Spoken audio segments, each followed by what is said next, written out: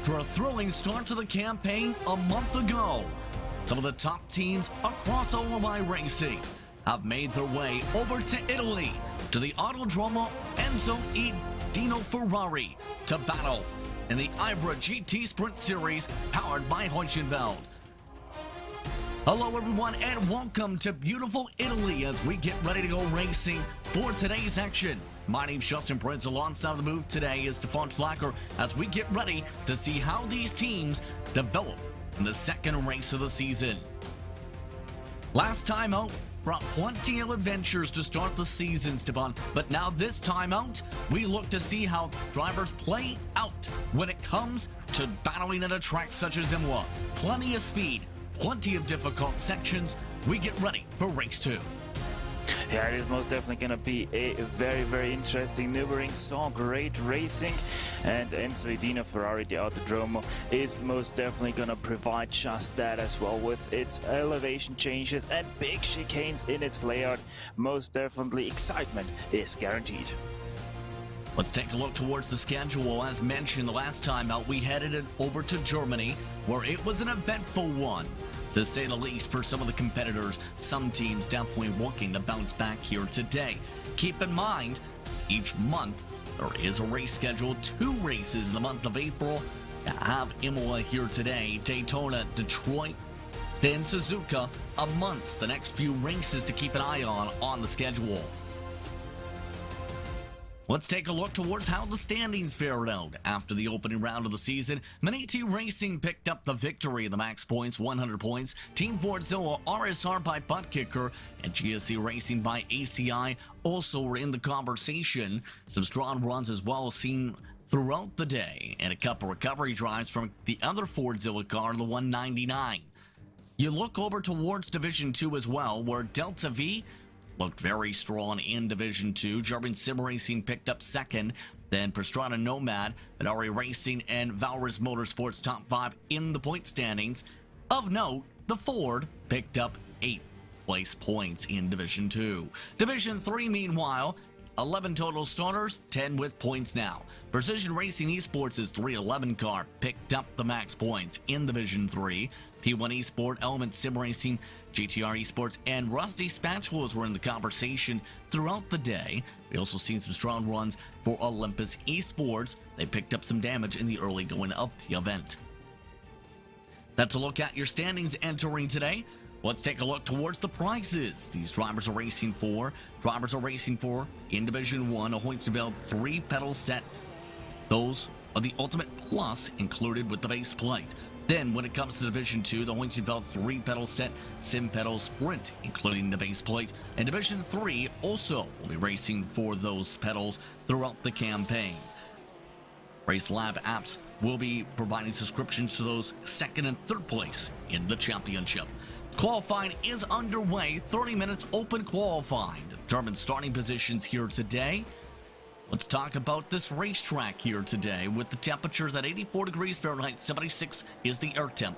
Currently, that's 25 degrees Celsius air temp, 29 the track temperature today. Clear blue skies, starting off in afternoon qualifying conditions. Decent conditions for qualifying to start the day. Yeah, most definitely very good qualifying conditions. Wind also rather calm, 11 to 13 kilometers an hour. We see there on the bottom right of our screens. So these guys most definitely are in for a grand venue here at the Imola circuit. Obviously, they're much more concerned about especially the Variante Alta, high curbs on the apexes. They will have to eat them the best way possible to extract the most speed out of them. But if you run a little bit too much over them, you're most definitely going to unsettle your car, make it angry, and you might just spin out. So at the top of the board for Division 1 currently is the Team Fordzilla's 169 car. They're driving the Porsche today. When it comes to the BOP for today's action, the Porsche had the biggest BOP out of any of the car manufacturers, 25 kilograms of ballast. They had a power reduction, they had a fuel reduction. Everybody else, less than 13 kilograms added of ballast and all full power and fuel. So keep that in mind for the manufacturer differences here today. Take a look at one of the Mercedes AMG machines. That's the 246 Blade making the way around the racetrack. In fact, that is Pastrana Nomad making the way around the racetrack, looking to see what they can do. That is Division 3.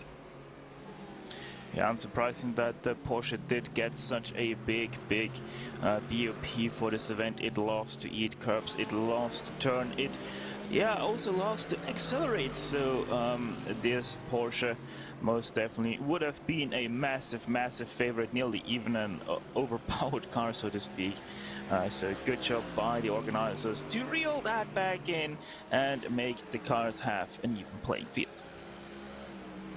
Keep in mind, currently the top 2 qualifiers, Division 1, are Porsches. Now, after what you've seen in the opening round, what are the thoughts on some of the teams who might be looking to try and improve coming into the second race of the season, try and catch up a bit in the standings? For example, Pastrana Nomad, 59 points picked up last time out. Yeah, well, most definitely the biggest looks into that direction most definitely go into Division 2, where we saw our current championship leader, who took away an easy win in that division, pretty much unchallenged all the way through, already having secured, I think it was a top 5 qualifying back then at the Nürburgring, and pretty much secured that spot all the way throughout the race. So hopefully Division 2 drivers and teams found something to catch back up that gap to our championship leaders. Obviously it's only one race, so a lot of things to still go right or wrong, especially for Delta V Racing, who are right now sitting in 13th place, 3rd place in the Division 2. 3rd place in the division, but still a few positions back to the top team in the division right now, which is the 246 for German Sim Racing. That is the red entry that currently has that top distinction on the racetrack. Take a look right now in Sector 2, coming out of Tosa currently. Plenty of these teams trying to negotiate, so to speak, I've noticed. Some of them moving over to the side, some of them trying to figure out if they want draft here to try and get the run. There are plenty along straightaways, but with the wind conditions, which is the big thing with those withers we've seen, they're dealing with wind coming up the front straightaway. So a lot of these drivers having to deal with the headwind in the qualifying session. Yeah, a little bit of headwind. For a GT3 car, it's not too big of an issue. Obviously, if you would be in a high downforce car like a Formula 4 car or faster, you most definitely would be wary about that. The only thing that's really gonna give to the GT3s is a little bit of a better draft going into turn 1, and obviously braking is slightly better into turn 1 and also into the hairpin, but apart from that, that's not really gonna be whatsoever any concern for our machinery. Taking a look with Tom Burns currently around the racetrack. Tom Burns getting ready to enter the final corners of the racetrack in the Rabiazza. Still holding on to the top spot with a 140.6. 20 minutes to go to work with in this session. See if he continues on here. Yes, so talk us through this lap and how you would attack this racetrack. All right, so Tom Burns going all the way to the inside of his qualifying run and immediately steps off the throttle there. Tom Burns has done a good run, but I don't think that was a new fastest lap for him right there. It was. Look, it actually was by a couple hundredths of a second. It was by a couple 100ths, but this section, it's the danger spot, Stefan, on the restarts. Yeah, most definitely. Variante Gilles Villeneuve. It is a trouble spot because you have such wide curbs. They're not really big curbs, but wide curbs with sausage curbs tapped to the inside as well, just like we see here through Tamburello. New driver Campbell riding right over them. He's at the top of the board. Yes. Keep in mind, recently switching over from RSR to Delta Sport. For those who've seen World Championship with IMSA action, that's where the switch essentially came on in. Campbell, big pickup for Delta Sport. Oh yeah, most definitely. He showed with RSR by Butt Kicker, I think it was, who he was driving for earlier in the year and also last year. Sean Campbell has a lot of speed and has the technique to extract a lot out of a car at any given moment, and yeah, it is probably one of the better pickups you can have as a GT3 team. He's also impressed in a variety of different cars, ran in the major series as talked about, for example. So we'll see how he plays out in the Delta Sport colors today. As we take a look at some of the other drivers, this is the Mini-T Racing, currently just in the 5th spot in the division currently. They were, keep in mind, the top team in practice, setting their fastest time in the final 2 minutes of the practice session. Yeah, fastest lap in qualifying was a 140.211, sorry, in practice 2:11, so we were about 3/10 nearly away still from that. But Delta Sport still has right now about 2/10 over Team Fortzilla, the 170 over the 169. So it's going to be interesting to see how that is going to develop in the next 18 minutes or so, as obviously we're going to still continue to see a lot of traffic around the short circuit that is Imola. Some penalties have started to come throughout the qualifying session, by the way, and now a driver's been put on probation. Luis Gaspar, the 258 entry, had joined with the wrong ID for today. They were supposed to, believe, be the 237. That would be Arnie Simsport, believe, that would pick up the penalty. So one driver has gotten themselves probation in that regard. There is a second review currently underway. Speaking of potential of the probation, drivers were told they had to be able to turn X amount of practice laps to make sure they were able to go for this race. 16 minutes required in a free practice session to be able to take part in today, otherwise you'd be on probation. Yeah, indeed, it's a very good thing by the IVRA series organizers that they have that limitation. You need to have those 60 minutes, 1 hour of driving time in practice sessions. You don't need to have 1 hour of driving time at one stint. You can have that over multiple stints, but you need to have driven 60 minutes on the track throughout the practice sessions that the series offers to their drivers. And yeah, it's just a very easy tool to have everybody be at least prepared for 1 hour for today's race. Preparation is key, as we talked about at the Nürburgring, to say the very least. Take a look as some of the other drivers make their way into the Rebiazza. That is German Sim Racing Red once again we're taking a look at. Still in the 9th position. Not as big of a gap for Division 2 compared to last time. Not a major separation.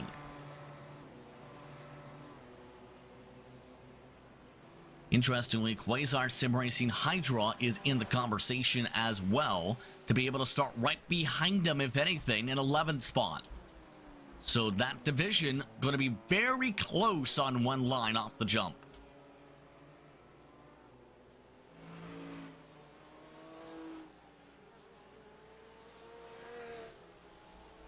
Keeping an eye on them currently. German Sim Racing, of course, very strong when it comes to the racetracks this year and throughout the past couple years. The organization always expect to be contenders in IVRA. Stefan.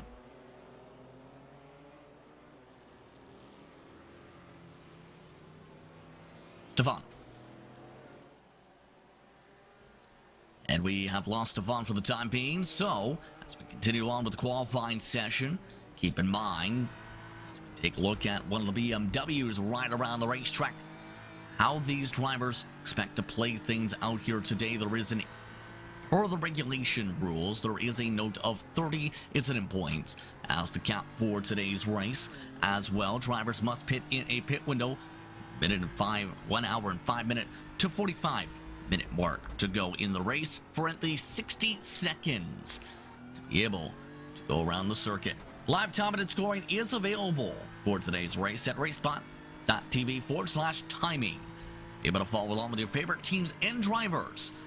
Let's get RaceSpotTV/timing to keep up with your favorite teams throughout today's race. One of the teams doing well so far in qualifying is a home race for Alessandro Santosi. This is Sabon Esports. comes on into the pit lane this time by. Currently 4th in the qualifying session. Sabelt showing some strong skill last time. Got bounced around a bit, just like this Porsche that has decided to cut the entire course. And I'm not sure if that's going to be allowed for them to keep going here, or if that is a method of a certain distinction.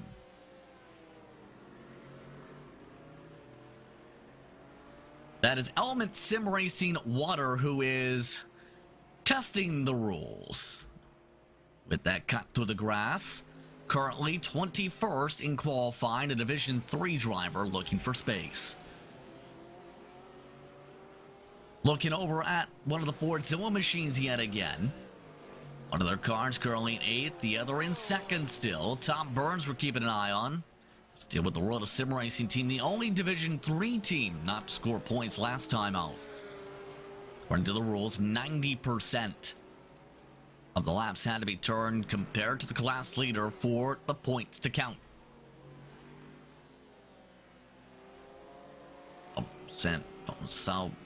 Sanchez Flores, rather, getting loose in front of Tom Burns. Will this hold things back for Burns? In fact, Burns just decides to come into the pit lane, proving each and every time around the track. Let's take a look at Quasar Sim Racing Hydro once again. 141.2, their personal best. Right now, the separation is built up fairly significantly now, with German Sim Racing Red picking up an air couple tenths. They come back to the pit lane once again. They look to try and reset. They can qualify an hour 8 or so estimated laps before the end of the session. One of the other drivers in the conversation early going in Division 2, Deutsche Payment Monkey Butt. Interesting team name with Marius Holy Tykes behind the wheel today.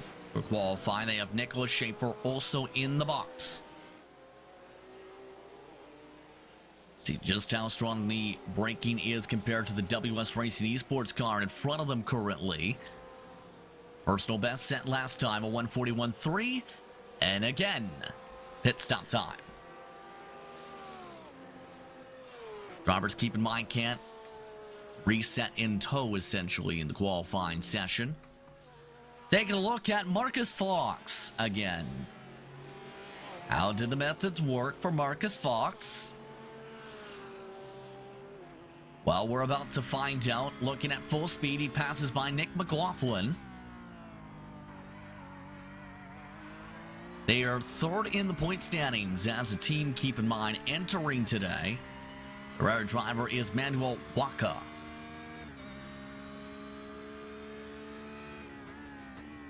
Marcus Fox disappears. Will that invalidate the lap time? Might have thrown him off a minute.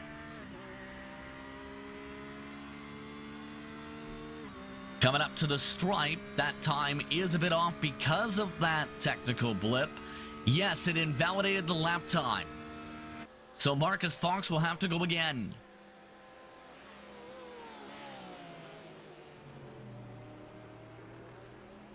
Qualifying continues. For those curious, by the way, there is a Ford in the field as mentioned. The Ford's not doing well today. The Ford is in 39th position with Orbit Motorsport Venus. Ethan Bass is driving the Ford today. He is on his own today. So a massive bump down on the speed. They're one of the couple cars in entries today who did not get a weight penalty. The Ferrari also didn't get a weight penalty today, and Bass nearly spins it out.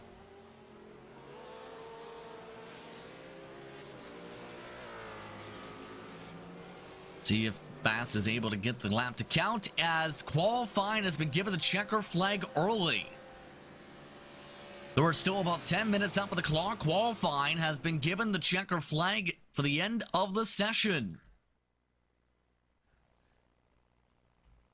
So that brings us over to the warm-up session, as drivers will have a few minutes to be able to get their teams and cars prepared for today's action here in this one.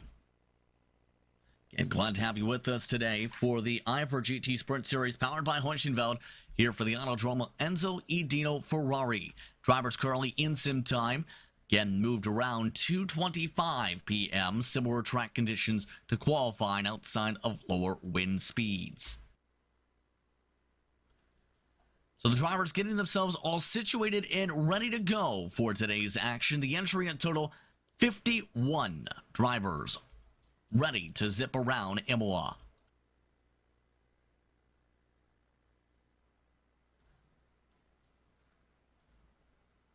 The action getting all set to go here for today. Justin Prince with you, Stefan Schlacker joining me in just a few moments. Let's check in on the warm-up session, how these drivers are preparing for today's action. With the start procedure, drivers will have a formation lap. They will have to run 100 kilometers an hour, then set up the double file heading to the Riviera today. For race control gives the green flag command for the drivers to rule today.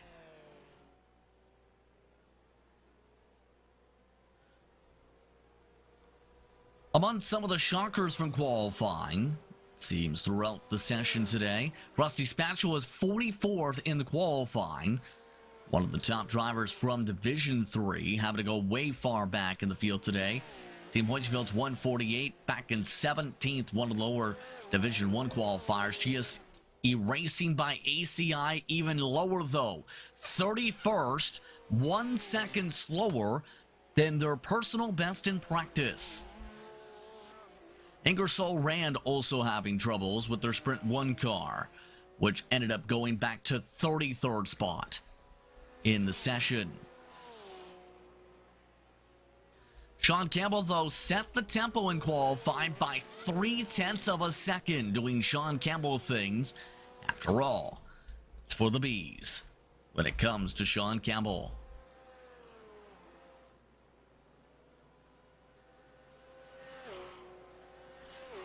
Drivers have the next 7 minutes or so for the warm-up session.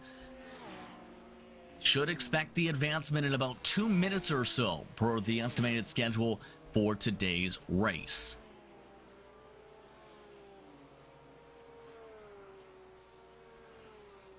Qualifying spread for those curious throughout the race today. Some of the drivers going as low as a 1 minute and 43. Separation about 3 seconds total. Majority, in fact, a vast majority of the field did qualify in the 1 minute 41 second bracket. Unso's looking to improve a bit. This Olympus Esports following on board with. They have a smiley face to keep them company in the car today. That is Thomas Cope, one of their championship contenders from other series in the field today. Picked up a win oval side. Some of the series earlier this year. 141.30, their personal best in qualifying.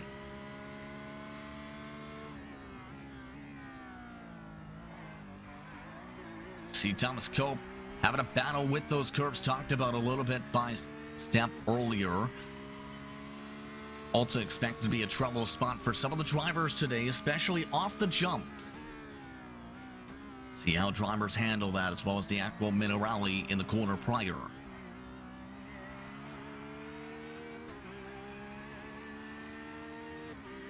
Expecting advancement over to the race portion of today's session. 1 hour, 55 minutes up on the clock for today's action. And glad to have you with us here on RaceSpot and VCO for today's coverage here from Imola.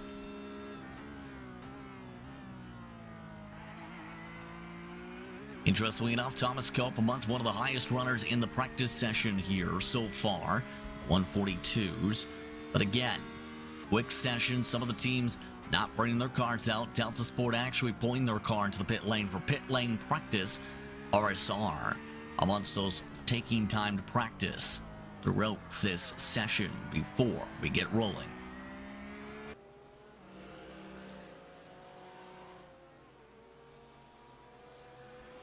Times now update. Boardzilla. Now to Delta V to the top of the board for the time being. Johan Martin Mayer will be running for Delta V today in their BMW. Back to potential back and forth. In fact, there is a back and forth. Tom Burns sets another time in this warm-up session. Come to the final moments of this grouping. An hour probation has been handed out. There was a spin apparently in the qualifying session. Drew Swank, who is car 288 today for Swank Racing, had a spin with the 134. Then it was backed up into the racing line, which impeded the 268 GTR Esports. So they've picked up a penalty. No further action for the rest of the issues involved in the investigations referred to.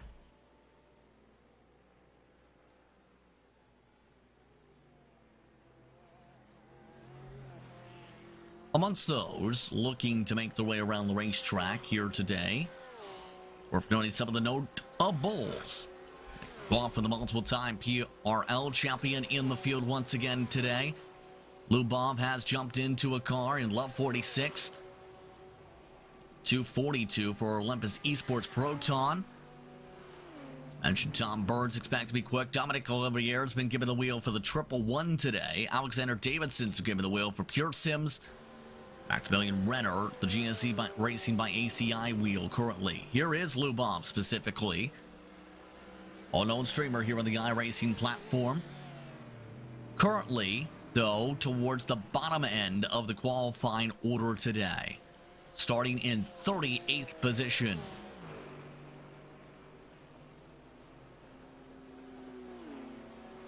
Drivers, it appears, given the chance to be able to run things out for this respective warm-up, or we get fully rolling. Green flag here today.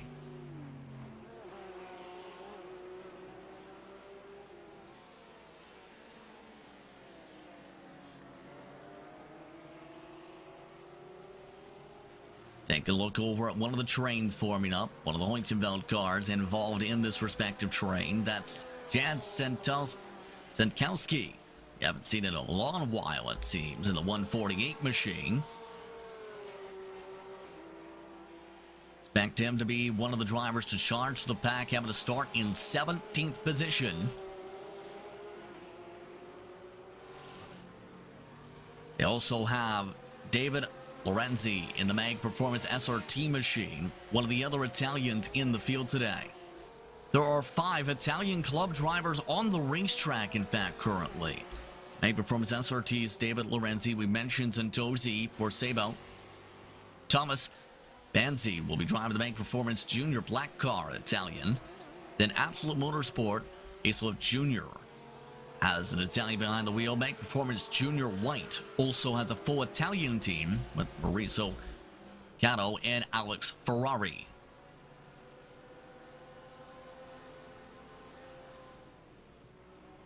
About 90 seconds until the end of the warm-up session here on RaceSpot and VCO.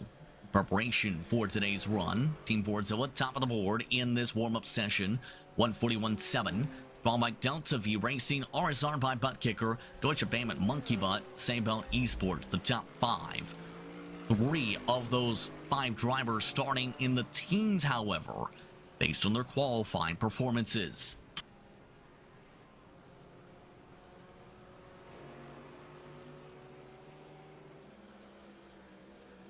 Going to be an interesting race today, to say the very least. Here is Absolute Motorsport. It's Luke Jr., one of the teams who have not set a time up on the board in this session. They are one of the Division 1 teams, despite the junior part in their name. 14th in the point standings, for reference. However, in qualifying, they did not set a time. One of 2 teams not to set a time. They have to start the race in about 50th position overall today. The other team is Element Sim Racing Fire, who has that situation, who has Bastian Lindlau behind the wheel, who will be starting tail of the field, one of the Division 2 drivers.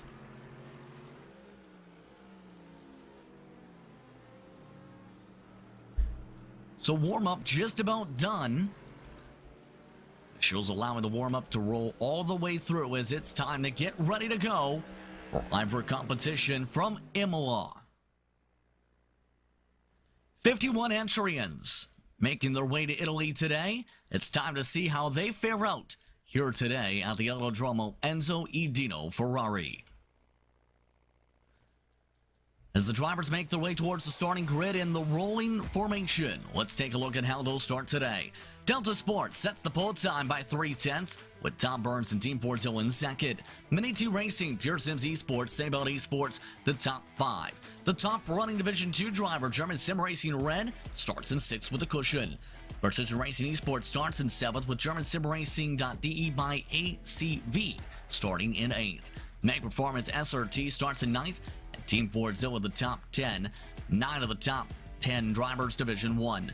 OTK Butt Kicker starts 11th today. Delta V Racing starts in 12th. Quasar Sim Racing Hydro starts close to them in 13th in Division 2. RSR by Butt Kicker is the cushion between them in 14th. Ferrari Racing, German Sim Racing Blue, Team Heusinkveld, and Deutsche Parent Monkey Butt amongst the top 18. Olympus Esports Ariane starts in 19th today. Then it is Freestanda Nomad in the 256 and 20th. TNT Esports Orange starts 21st position today. Then the 22nd position, Valerius Motorsports. Then it's Element Sim Racing and iLiveries 5 Esports in 24th.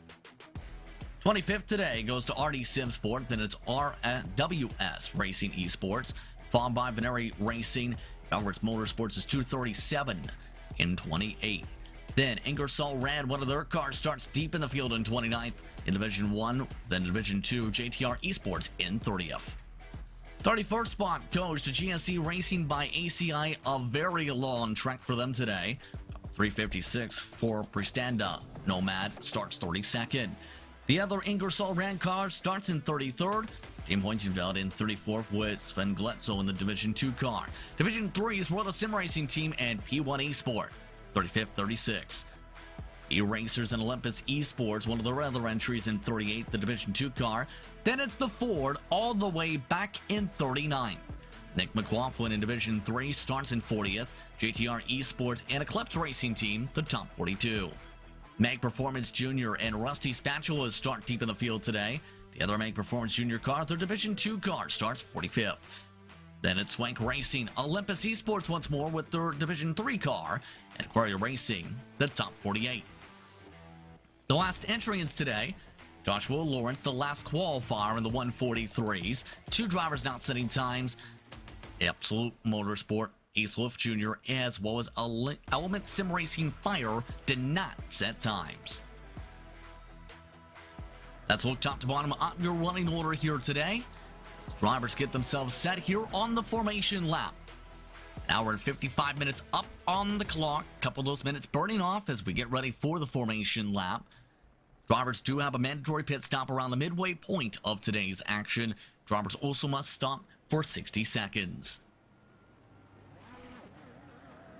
Getting ready to form up here for today's action, Sean Campbell and Tom Burns looking to duke it out at the front of the field in the Division 1 battle. Division 2 already tight potentially for the battle for second in that class, with 3 of their drivers lined up within about 4 spots. Formation lap coming up for the double up.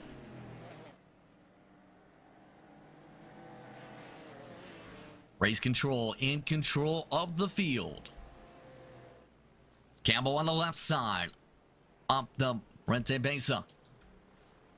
Tom Burns up on the right side. We're all set to go for the IVRA GT Sprint Series powered by Heusinkveld from Imola. The green flag waits up at the stand. We're underway here from Italy.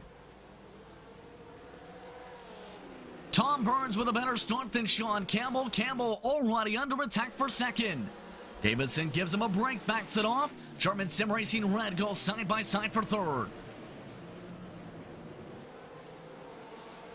No change to much. The top 3 outside of the for the race lead with Tom Burns.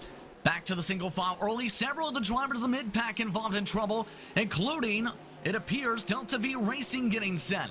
The rest of the race leaders keeping it clean. In fact, the top 9, no problems. About half the field has piled up in Villeneuve as well as Tamburello, it appears. The rest of the front runners looking to sort themselves out as they make their way off to Aqua Minerale.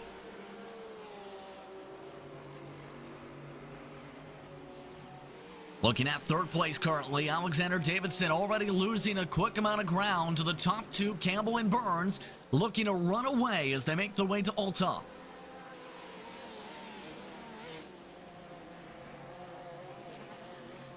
Porsche, the top three. Then it's BMW, Mercedes, AMG off the jump so far.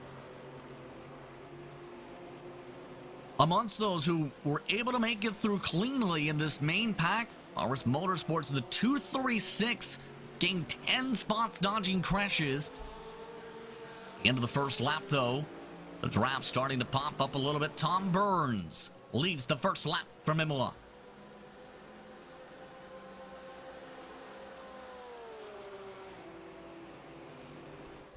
See if Sean Campbell elects to send it. Here is a look at some of the trouble. This is one of the RSR cars going around. And as you see in the backdrop, Delta V gets hooked around. Several more seeing the green wall to the left side of the racetrack. Amongst those is the Ford Orbit Motorsport Venus having to come in. V-Racer significant damage. Denari Racing's 269 and OTK by Butt Kicker all demolished. Here comes Campbell with the look to the inside of the Tosa. Side by side, getting near door to door. Campbell known for being aggressive if the spots open up for him. Burns all the way to the runoff area.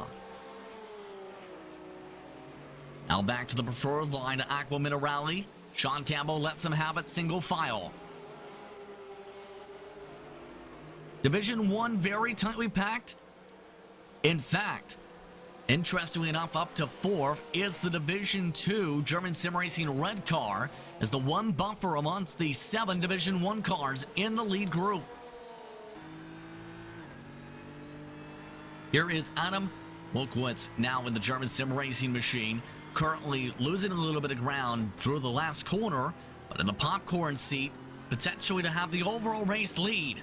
And ET Racing right behind him in the mirror.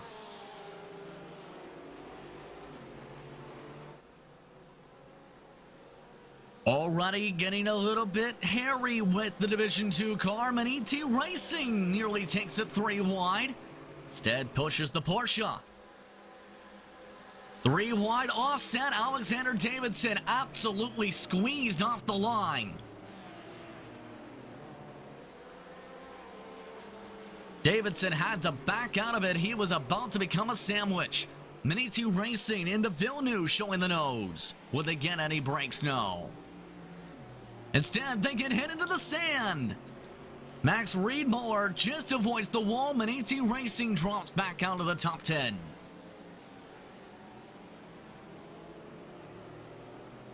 And as a result, they door Valorous Motorsports Apollo. Emil Winbo getting the door.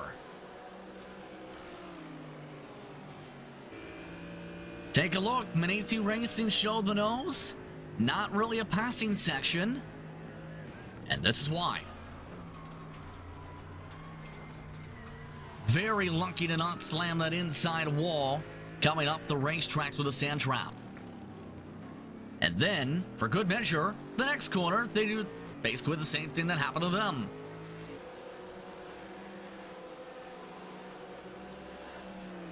So ET Racing, now out of the top 10, they were up in 5th prior to that situation. You see another spin also popped up in the backdrop.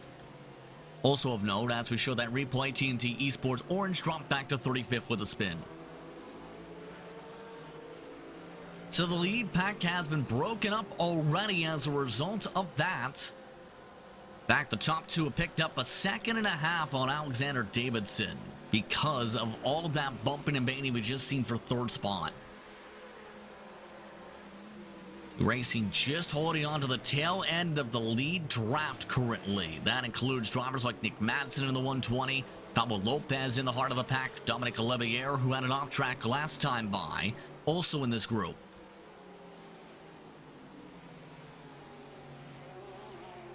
No major peaks coming this time. We'll see if the patience levels start to increase a little bit. No is the answer.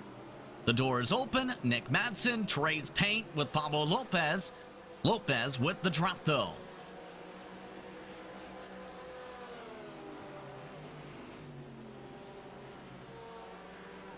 Pablo Lopez able to hold on to a spot. There, note, Fox has just wrecked the car. Element Sim Racing Water way off the track. Here's a look at the replay. Maniti Racing and Valorous Motorsports, remember contact before? Well, they did it again. And they did it not good for Winbo. Right into the racetrack and backing up into the circuit, one in the world.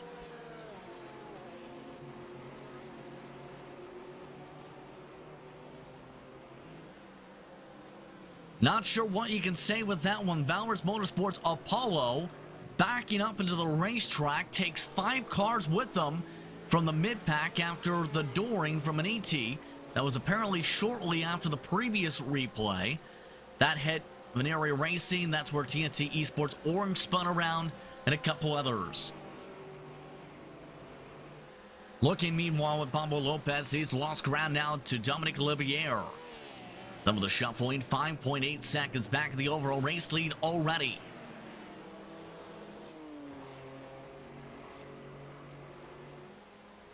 Gen 2 car for German Sim Racing still keeping things up. You also have Massimo Locatello trying to sort things out with a 5th spot.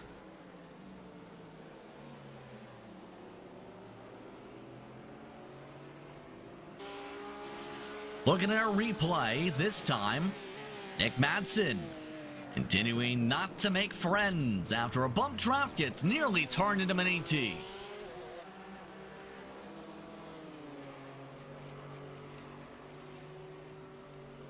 So a lot of trouble spots here today. GSE Racing by ACI amongst those in the pit lane with the mandatory repairs. Element Sim Racing Water. Mary Racing Cars mentioned. Nick McLaughlin's 311 also mandatory repairs, and the Ford is already out.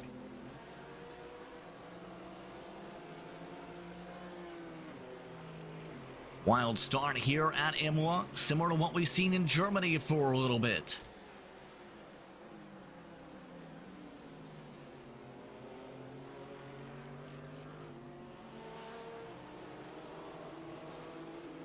Cattell trying to find a way to close up right now to get Disabled Esports in the 191. The separation nearly a full second already. Main drafting section, but keep in mind there is the headwind as we talked about just moments ago in qualifying. Not able to reel things in yet, but there are amongst the teams who picked up a couple spots as a result of some of the early shuffling in the race. Let's take a look at how some of the other shuffling is playing out. This is the battle for second, Division 2. Lengthy time back from first, yes, but our liveries in the battle, Deutsche Payment Esports in the battle as well. Up at the front, Tom Burns. What's happened to Tom Burns? He had been in second, and now, after a mistake it appears in Villeneuve, he is back to the top 8. Self-inflicted, and he did hit the wall. The slide as a result of the curbing and right into the left side wall. No mandatory repairs, but he does lose plenty of time right behind Pablo Lopez's where he cycled and in front of an ET Racing. So Sean Campbell has been given a 2.7 second lead because of the mistake.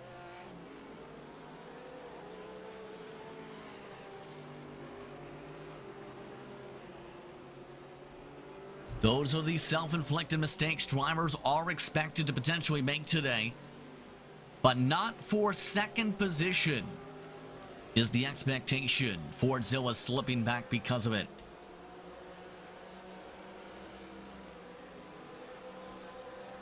Fordzilla cars currently leading essentially the second major grouping of cars on the racetrack. German Sim Racing's Division 2 car leading that first main pack and third on back.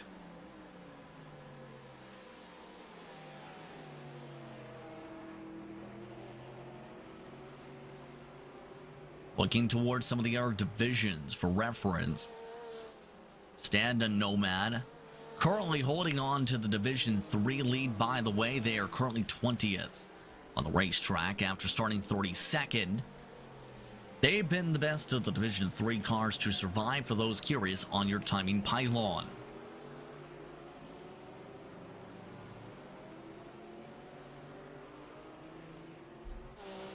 Lopez last time by lost 3/10 for reference to Dominic Olivier in the Precision Racing Esports car. Now it's a chance to work together with Tom Burns. Tom Burns does have some scrapes though on the left side of the 169 car. Not able to close up fully yet, needing to close up a second and a half to get back to the draft.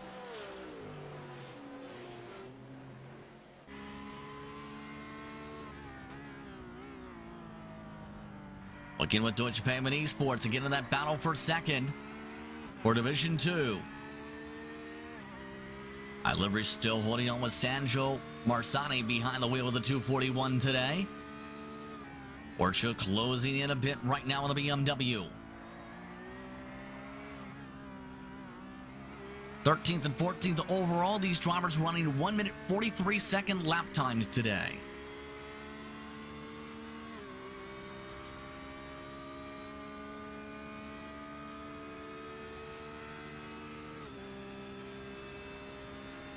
Minimal speed difference down the straightaway as a result of the slipstream this time. As a result of the car, and there goes iLiveries.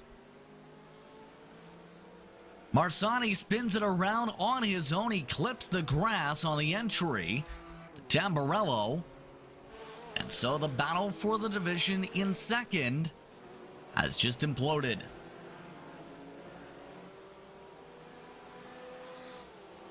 Looking back up towards the front again. German Sim Racing Red holding on to a sizable Division 2 lead because of their qualifying performance. They are losing ground, however, to the ranked leaders. Heusinkveld Esports the closest to them, but everybody else in their pack is starting to also lose ground to the 246.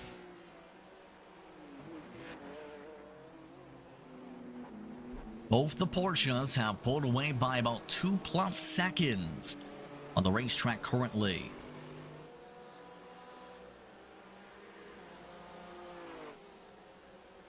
Reference, you see how the intervals are played out between the various divisions. For those confused why there's 2 leader markers, it's about a 9-second gap they have currently on the racetrack. Delta Sport has the 3-second lead for Division 1's pylon currently.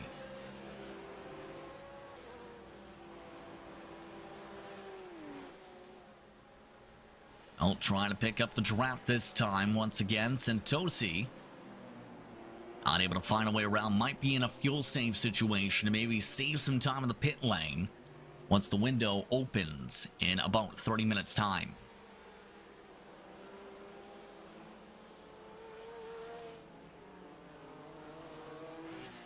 Reference, they are also still quicker than the other pack of Ford Civic cars you've seen in the backdrop. They've fallen back 2 full seconds.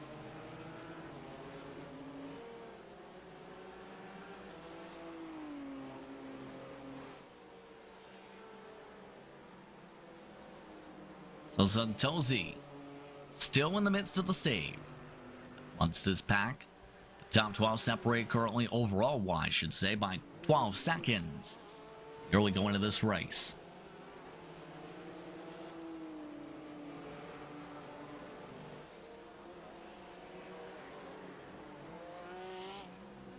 Majority of the drivers currently electing to run stationary, wait single file for the time being. This is expected to be the tempo for the time being as drivers maintain patience for their strategies.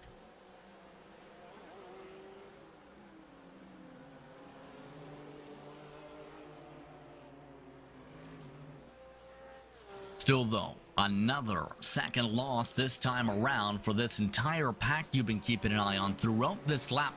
They've ditched Dominic Olivier on the track.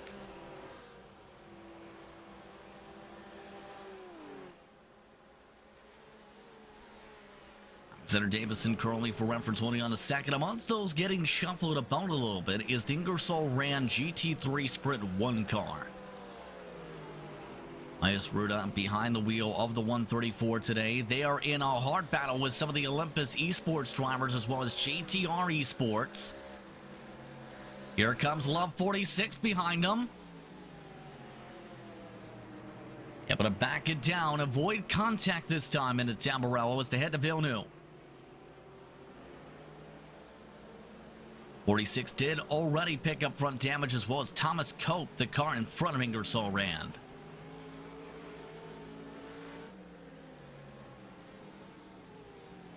Thomas Cope looking to run away with Gregory Hobson. Mix of Division 1 and Division 2 drivers in this fight. Love 46 is a Division 2 driver, so not technically for overall position for them for points, but potentially to keep up to find some other drivers in the class. And there's the hit. Off goes Ingersoll Rand, and the 134 stops it on the edge of the racetrack. And Ruda does not seem to be happy because he is not moving because of that hit. Oh, there's been trouble. Jason Dilworth, it appears, has had problems with the 256. That is one of the top drivers in Division 2. That driver you'll see right now. Check things up for this battle.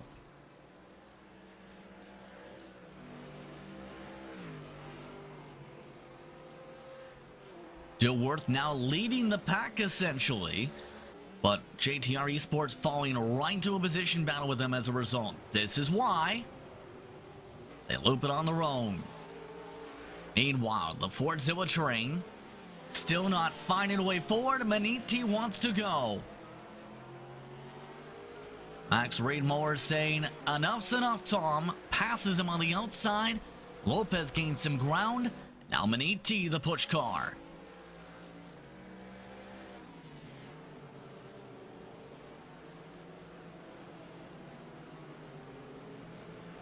See the run right now for some of these drivers through Tosa, one of the major send sections of the track throughout the day.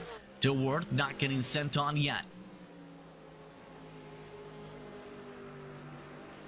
Hobson still can't find a way around, is dealing with a little bit of damage to the Mercedes AMG to the left side. Thomas Cope, the Division 1 driver, letting them deal it out, letting them fight currently. If they take too much time, Love 46 is coming. And there's the love tap. Hobson actually gets a boost coming out of the corner from the contact.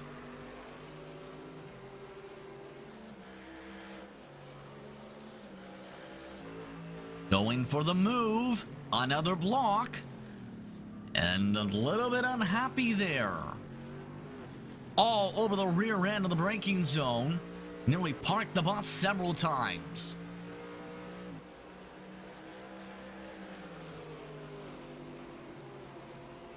It's worth noting there are about 12 different incidents that are logged for potential review currently. And the first black flag's been given. Noto S. Costa, 20 seconds. That is V Racers in the 333 with a black flag. Meanwhile, more contact. And a Nomad still parking the bus. Hobson is tired of it to the inside of Tosa. Thomas Cope is tired of it. He goes to the inside of the 268.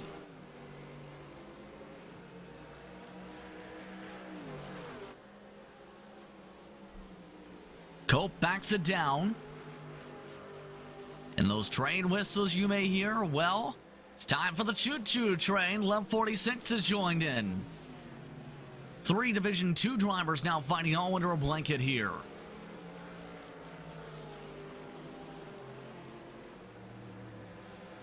Dilworth this time getting some separation in Hobson. That might be able to get him some breathing room for Rubiazza this time around.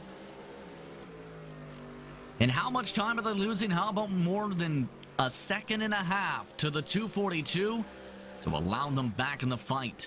And if they also fight, Absolute Motorsports is coming, Swank Racing is coming, Some of the Division 3 drivers are coming.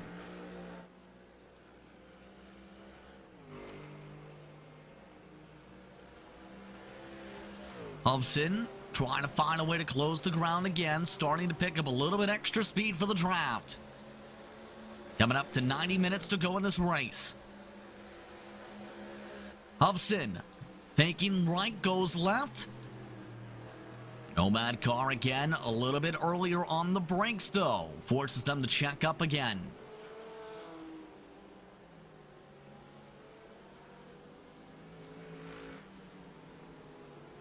Resets coming up. Looks like Love 46 waiting a little bit more patiently compared to the bump and run last time.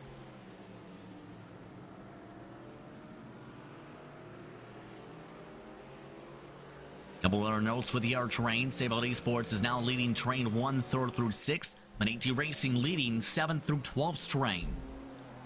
There were a couple shuffles in their respective cars. German Sim Racing, in fact, lined up as the sandwich of the first major pack. Downside, the top part of the sandwich is starting to somehow run away. That bread, I think, has rolled off the table and is starting to try and pull away.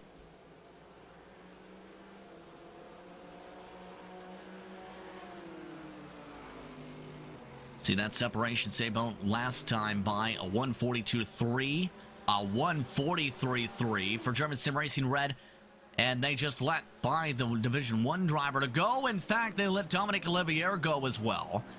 Again, those are not for positions for their division and points, so it looks like they're saying Division 1 drivers go. Keep in mind, their nearest competitor in the division is still Deutsche Payment, who is still further back, about 8 seconds. 11 seconds is the better way to phrase it, rather 6. All the numbers. WS Racing Esports, though, is up to 3rd. We'll say over I liveries.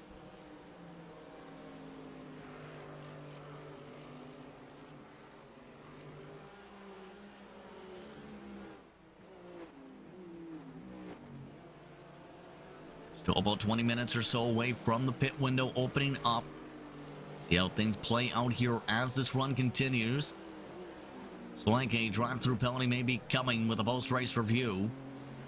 345 the number.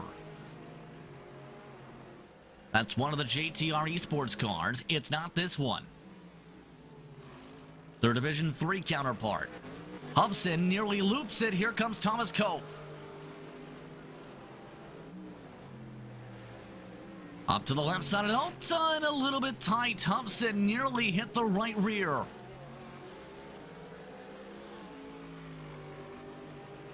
Thomas Cope very lucky to still be running.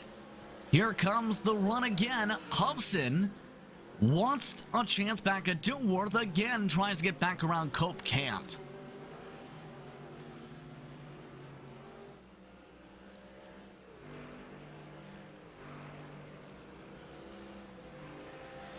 Blue Bob. It's Kopska. Still not able to find a way to close up. They have picked up Absolute Motorsport Acelif Jr. to their draft pack. Here comes the run again. Thomas Cope really dropping back now as the lead car of a pack. Hubson able to get that spot overall wise back. Thomas Cope getting frustrated though. Another block. Another run to the inside, and Villeneuve shows the nose. Has to back off, though, to avoid contact. And Hubson overdrives the corner. Here comes Love 46. That is for overall position for the class. Hubson hits her. Lubab holds on to the right side. Hubson on the inside. Gonna punch back, coming to Aqua Minerale. Monte Natal now watches in the popcorn seat as one of the Division 1 drivers. Bump having to pop out a little bit out of turn 13, heading off to Alta.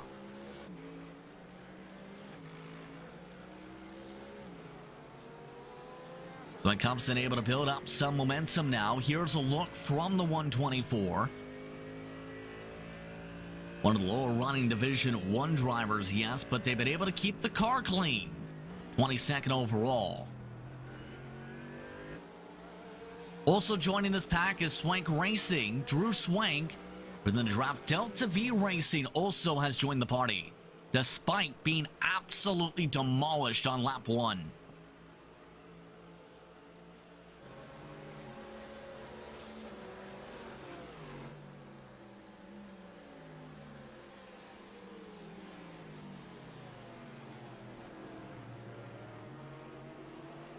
Near side-by-side is side-by-side. It looks like Lubov having problems with the corner. Now getting swarmed by Division 1 and 2 drivers. Here comes Drew Swank. And Drew Swank doing Drew Swank things. Not backing down. Here comes the crossback. And here comes the block back. Delta V joining the party.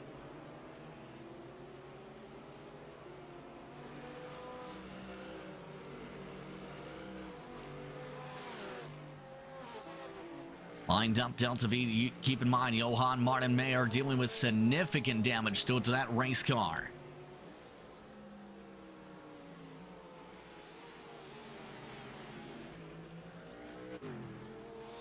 Black flag has been displayed for JTR Esports 345. That is a drive-through penalty they have to serve. A lot of earlier incidents, 28th place. Martin Mayer loses ground this time, as well as Lubov to Drew Swank. Swank runs away, and as a result, essentially this entire grouping has separated out.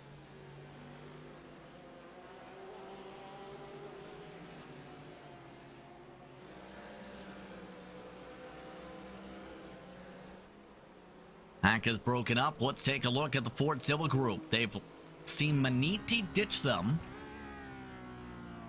Pablo Lopez now leads the pack with Tom Burns. Then it's Dennis Orzik. Then it's Jan Sentkowski, who's still in the pack. Here's the significant thing to the 148. The rear bumper has been completely destroyed. The left front's completely destroyed. And they've still moved their way to 11th because jam things.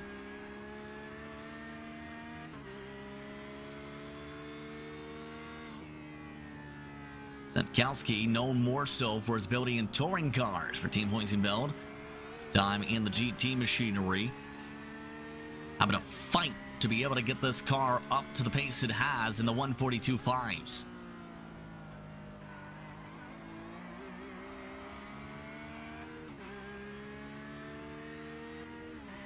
See just how much some of the ground is lost down the straightaways. Corner speed going to be the major gaining opportunity, it appears. Great things are going.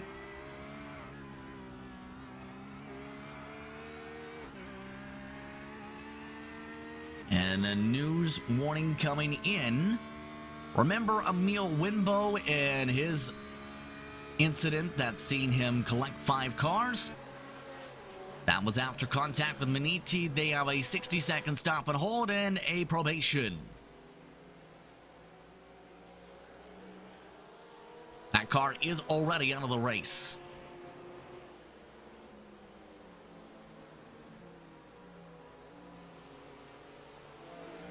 Penalties starting to pick up for some of the teams as a result of the earlier incidents. Lopez still not able to pick up a bit of ground on Tom Burns last time by. He had an invalidated lap time, in fact. The incident mark is 30 incidents today. Drivers/teams get warnings at 15. That in mind. German Sim Racing Blue has been leapfrogged. You see the back of the pack by Team Heusinkveld, by the way. Here comes Nick Madsen again.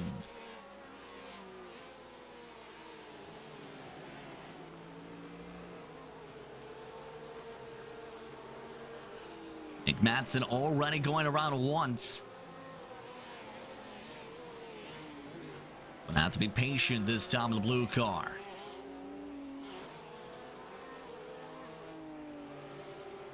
Going to and will be are 2 different terms, however. Pulling away now, German Sim Racing Blue. For the time being, seems like they are stronger out of the Alta in the BMW today. The Porsche still lined up in the draft. These drivers already losing 2 seconds, keep in mind. The pack in front is talked about. Maniti has actually picked up that respective pack with how quick they're going. Also, Fortzilla looking to make a break for it. No sense, Jen Sentkowski with the damage losing the ground now with the no help.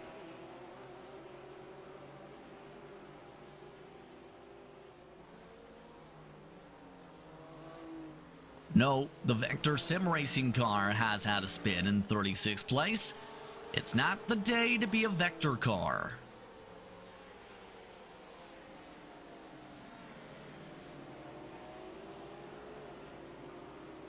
Nick Madsen starting to hound things. Blue on blue. And it looks like Deutsche Payment is closing in on them.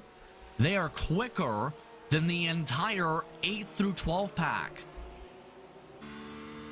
Let's take a look at RSR by Butt Kicker. And what happened to them? Well, Turtle.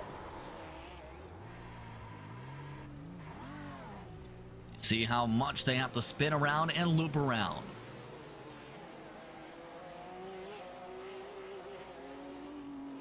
.166, still stronger coming out also on the acceleration. That allows them to build the buffer.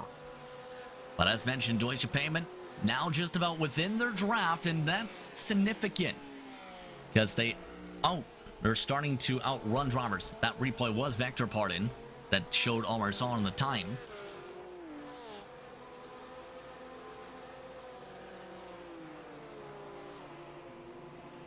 Let's get back to the point being made. Deutsche Payment, with the pace they are running, picking them up 0.3 a lap on the 246. Gap had been as big as 11 seconds or so about 20 minutes ago. So Holtykes is on the run to be able to try and get in the conversation. Needs to, however, get by all the Division 1 cars in front of him to have a shot to get up to German Sim Racing.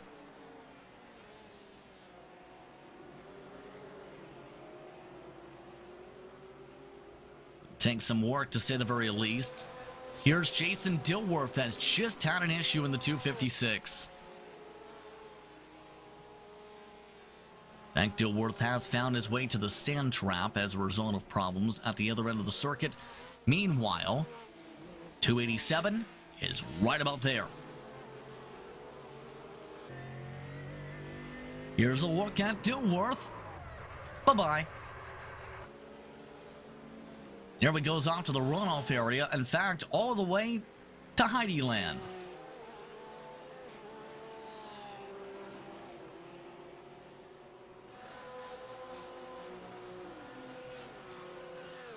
Pavement now is within the 1 second cushion to be able to get the draft now of the cars in front. How do the Division 1 drivers respond is the huge question. About to get the answer for one. Madsen, a horrible run through Riviazza. Had to slow down. And Madsen nearly squeezes him off the racetrack. Madsen shuffles back. Now hooks up with Deutsche Payment.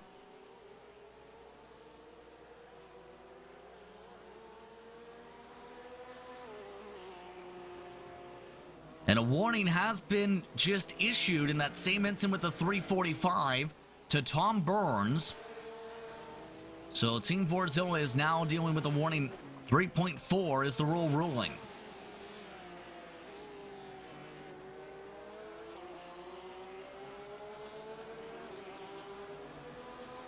Deutsche Payment now having to work another 2 seconds because of the bank performance battle. Able to get up to the German Sim Racing blue car.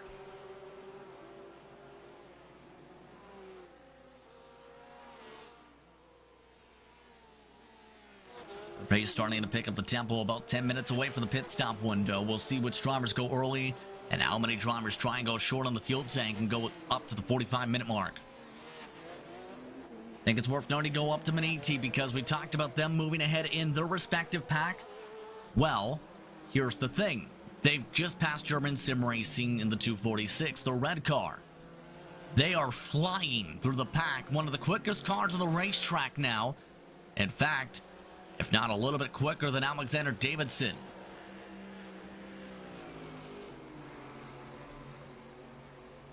Right now, a long way to pick up to be able to get up to second. 10 seconds still, but they are quicker than everybody in their pack.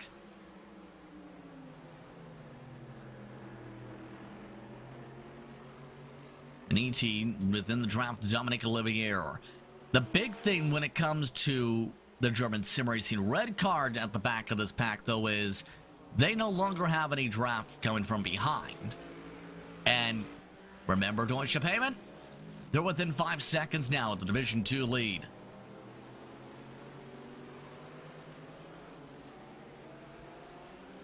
It's all going to come down to those Fordzilla cars you just seen in Tosa to be able to help them get the job done, possibly. He keeping it a little bit patient, it seems, coming through Piratella now after that incident earlier, or incidents in that sector.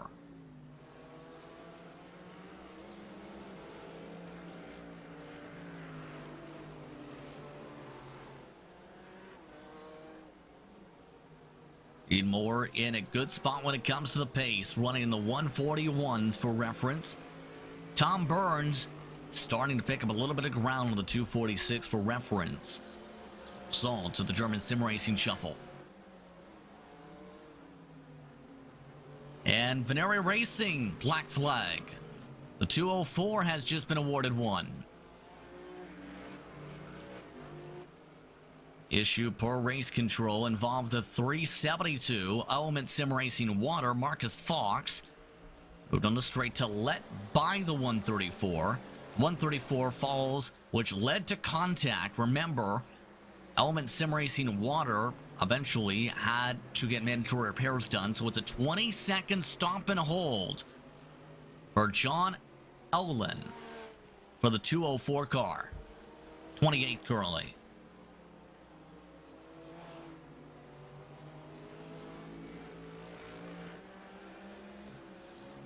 ET still just not able to close up the ground, by the way, as we've kept an eye on the green car.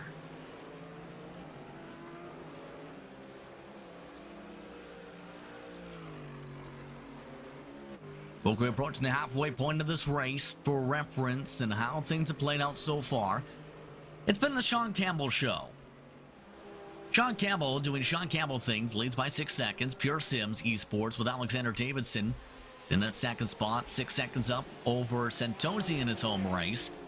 Then you have the German sim racing by ACB car, PRL's Precision Racing Esports 111, and AT Racing German sim racing red. Then you have the Team Fordzilla cars. Then you have the Team Heusinkveld car of Jan Santowski, and Kowski, I should say, who continues to ride 20 seconds back of the leader, top 10 overall. 9 of the top 10 drivers are Division 1 competitors this week.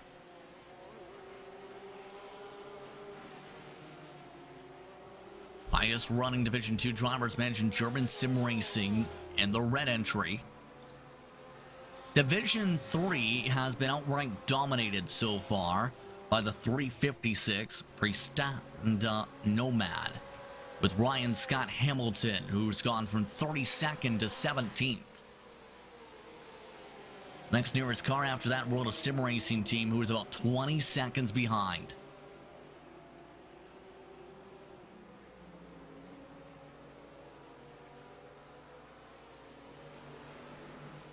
No movement in the choo-choo train. Deutsche Payment struggling to close up. Back to this choo-choo train, by the way.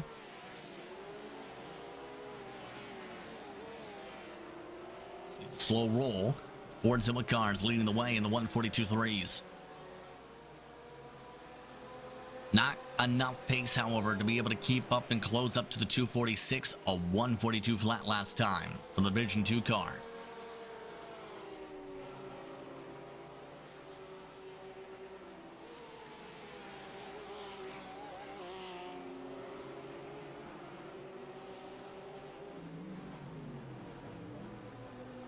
And it looks like a driver may have gotten a penalty for a start procedure just now.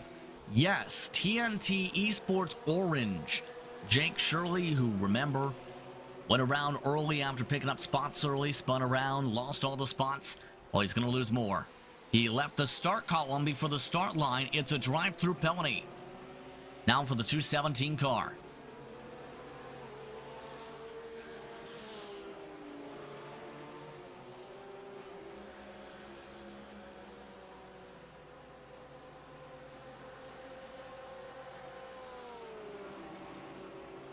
Eighth through 11th, 20th to 22 seconds back. On the circuit, the Ford Zilla car starting to nearly bump away. This has been the trend with the Team Heusinkveld car throughout the majority of this run. Now reaching the point of the race where the small packs starting to become the trend rather than the outlier.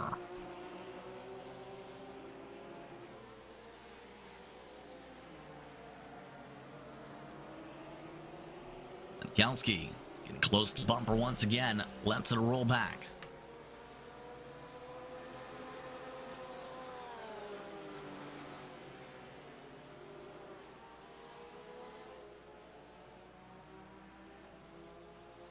TNT Esports Orange has served the penalty. Let's take a look at one of the other battles. This is a battle for 14th. It is a Division 2 battle. This fight currently for second in the division again. Rather third. Marsani trying to get a run on RD Simsport. Robin Hombra holding on to the left side. Able to hold on firmly. Seen a couple different looks for RD Simsport in some of their events as of late. This time going with the pink color.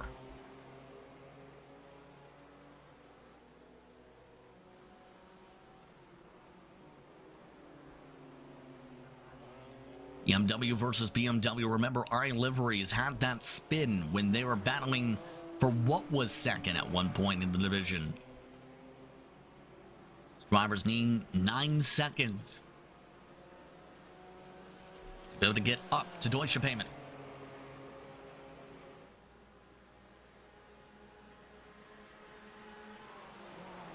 Looks like no move opportunities popping up yet. Near even on the speed, if anything. Marsani lost 2/10. The back end of the 258.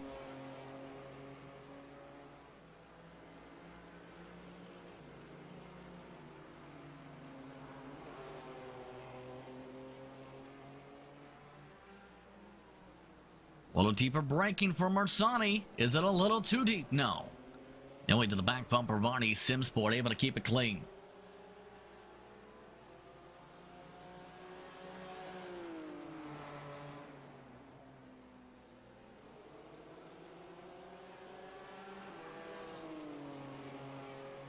Couple minutes away from the opening of the pit window. 1 hour and 8 minutes to go.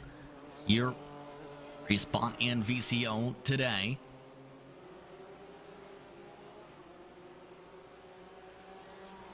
Domination station still for Campbell in Division 1. Division 2 dominated by German Sim Racing Red. Division 3 dominated by Prestanda Nomad.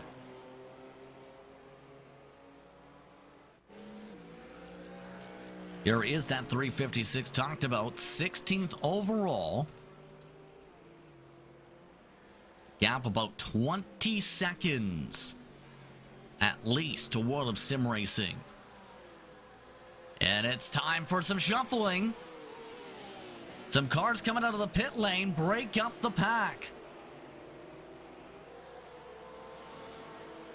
That was V Racers coming out of the pit lane, who breaks up the Fordzilla stationary line up at the front of the group.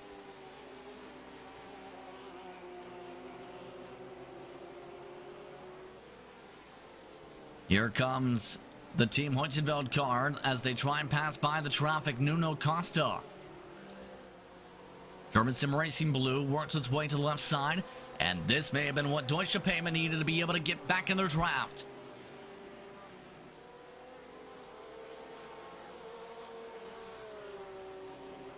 Fordzilla car starting to separate out a little bit from the rest of the group. Tom Burns breaking away. So is Jensen Kowski. Pablo Lopez now building up a buffer.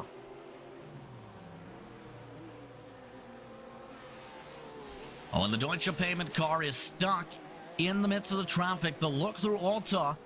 They cannot get by V Racers back there.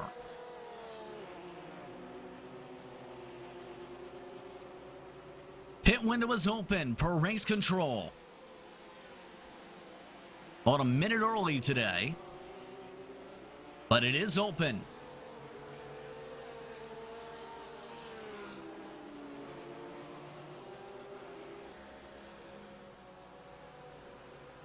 So the pack has completely split apart.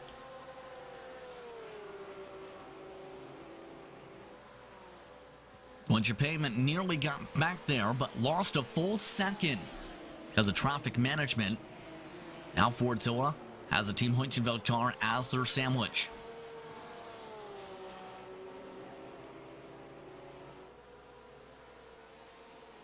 Expecting other lap cars to become a factor for the overall race leader soon, so we may see the interval shrink a bit for Sean Campbell, who leads by 8.2 seconds over Davidson. Campbell has a sea of cars potentially that he'll have to deal with for reference, as well as the rest of this field, mind you, over the next 10-15 minutes or so. Here's a look at Campbell, and you see those cars up the road.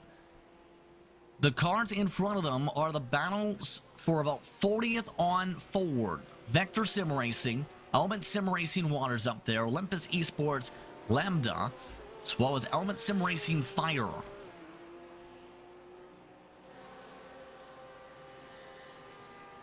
Keep in mind the blue flag is going to be important, but also the timing of where Campbell reaches a lot of these cars coming up.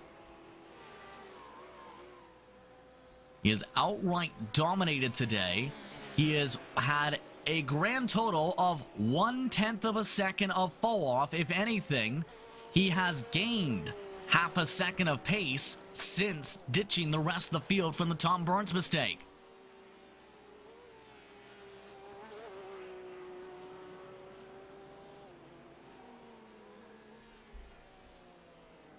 That lap traffic is now within 10 car lengths. First car they'll have to deal with is Maximilian Renner. GSC Racing by ACI. A strong run last time by in the Audi. The Audi got destroyed today.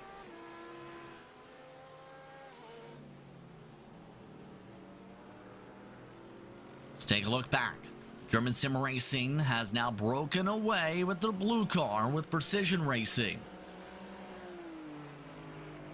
They've broken away from Maniti, who has had to back it down. So Massimo Locatello starting to help build a cushion here. And it looks like they are trying to mow back the gap that's picked up by Santosi by Sabo.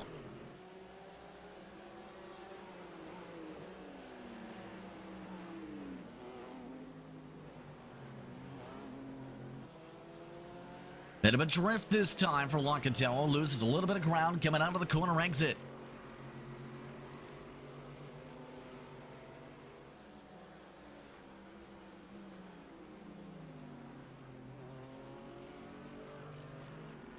See if any of the lead cars elect to peel it off now that the window is firmly open for some of the drivers. No. As be expected, these drivers trying to push the envelope on the fuel mileage.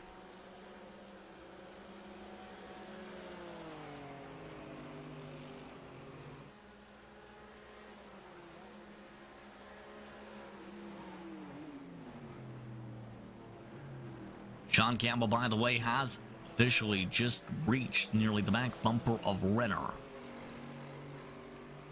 And a car has gone around Absolute Motorsport.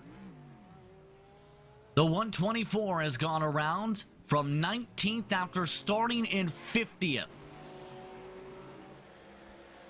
Is on their own. Remember, they were in that grouping that battled hard earlier. Too strong in the corner.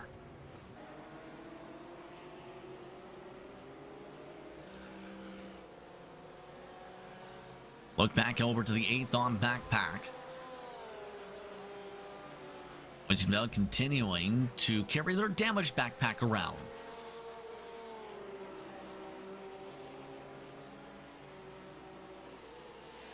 Just not able to close up fully yet to the German Sim Racing red car.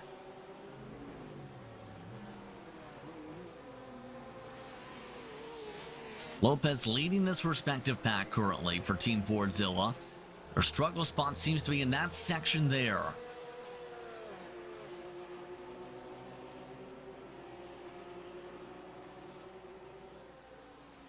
Black flag awarded.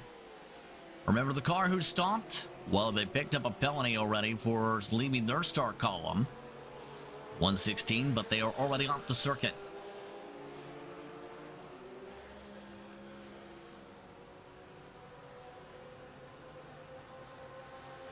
Out of the 134. Clear.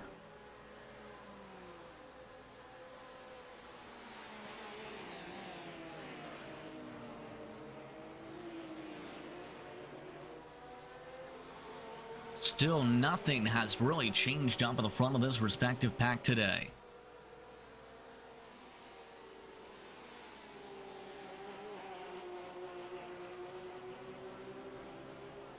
Question's going to be, when do drivers try and make a move here? Right now with the strategy, seems to be fuel save is still the priority. Drivers can go in our 10 minutes or so before they have to come in.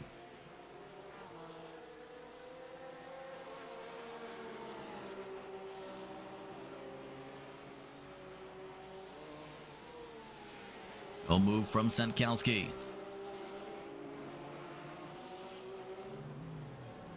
Driver expecting to make moves, still his hold tanks once they get there because of that Adam Wolkowitz situation.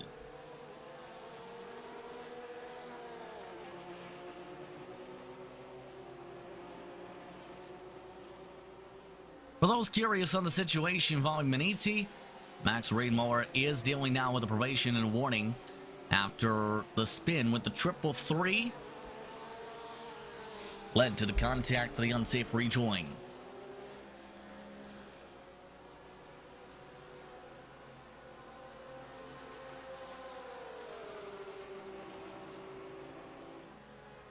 Still nowhere for the Team Heusinkveld car to go.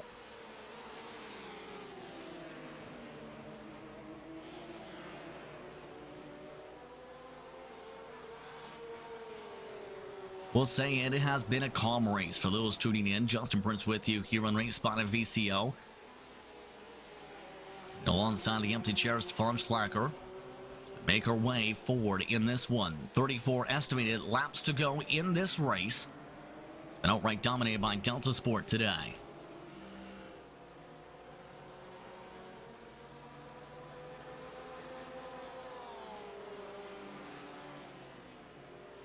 Just nothing doing when it comes to these swamp rounds with how this racetrack flows currently in the Earl, as well as the need for fuel save.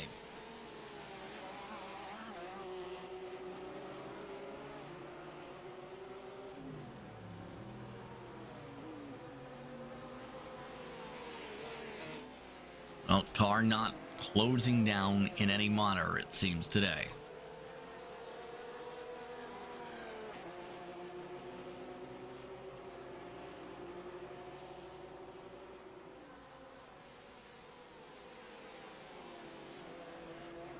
Oh, and a black flag just given to the points leaders for Division 2. Delta V Racing have a black flag for failing to keep speed with the field just now. They had recovered to 22nd with the damage. They now have a penalty. A 20-second stop and hold.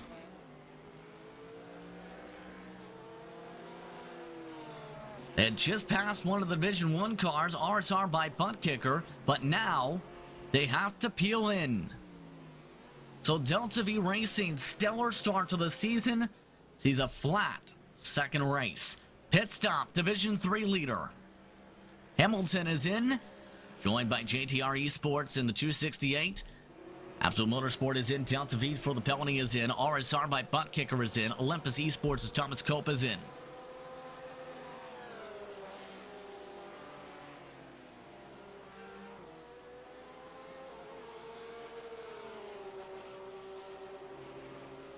Looking back again at that pack for 8th and 9th.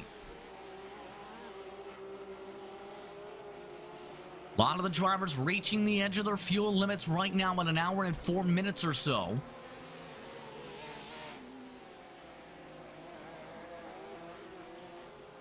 In fact, 25th on back has completely just peeled in.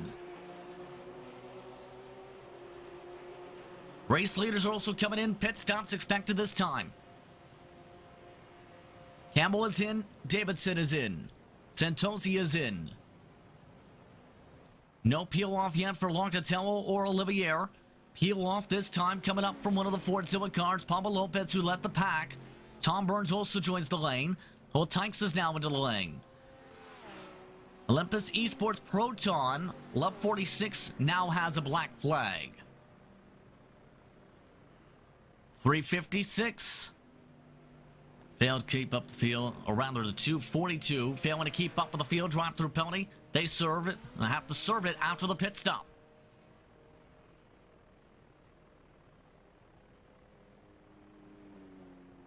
So most of the field coming in for their mandatory 1-minute pit stops. Keep in mind the sim is where they track that 1 minute. Race officials will check those pit stop times. If it's under a minute, it's a penalty. Most drivers are averaging about 1 minute and 2 seconds on the pit stops so far. Campbell had 1 minute and 1 second estimate. Rest of the pit party starting to roll its way in. Only 5 cars were able to push it further. German Sim Racing with Locatello, Olivier Senkowski, Dennis Brzik, and Nick Madsen. There goes the rest of the pack. 1 minute and 2 seconds, 1 minute and 3 seconds for just about everybody else.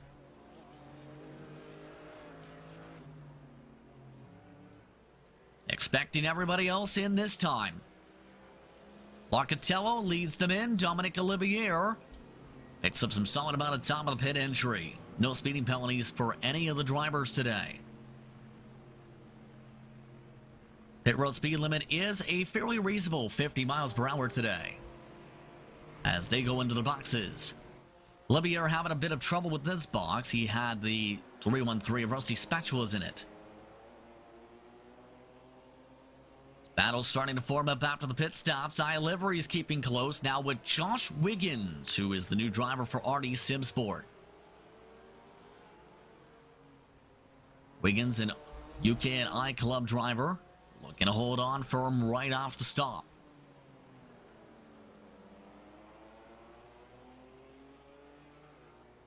Sonny, though, keeping himself in the car with 53 minutes to go.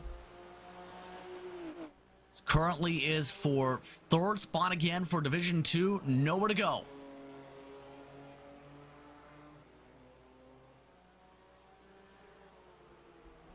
If anything, the 358 starting to park the bus.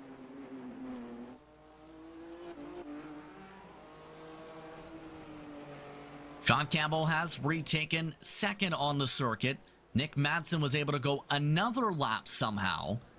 Hence why Nick Madsen seen at the top of the pylon. However, Madsen, with where he may cycle, likely will be right around 7th or 8th on the pylon.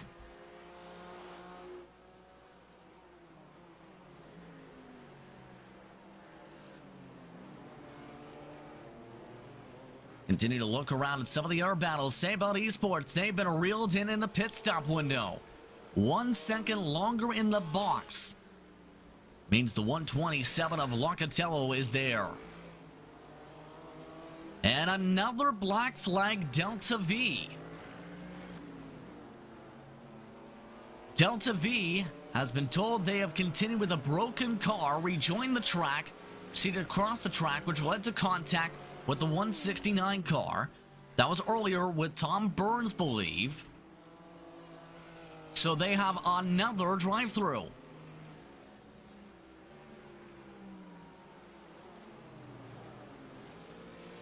Delta V's race has completely unraveled as now the 120 is in. Rather the top running car is in.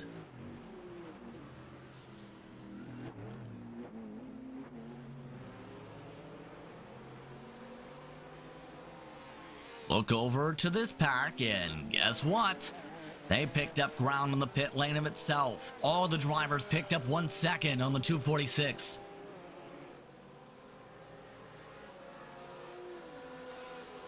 Florian Holm is now behind the wheel of the Division 2 car. Senkowski had cycled in front of Lopez and Burns.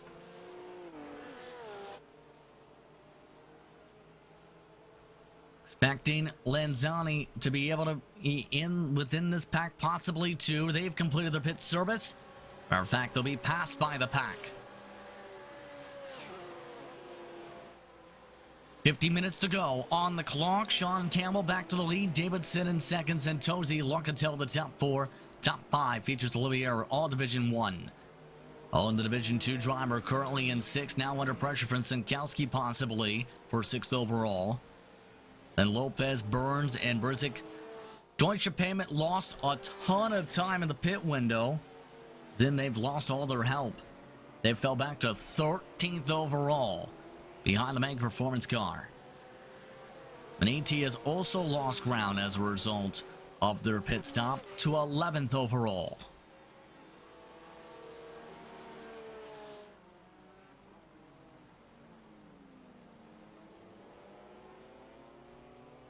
Plenty of shuffling amongst the field as we take a back look towards Tosa. iLiveries again is dropping back. iLiveries again is trying to battle for a top 3 spot in the division. How did they lose the spot? Here's Mersani. You can see they got the spot, then they lost it.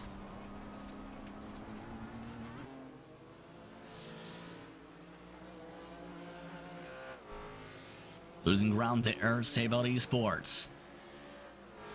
Still staying in line, German Sim Racing.de by ACV seems to be very content right now.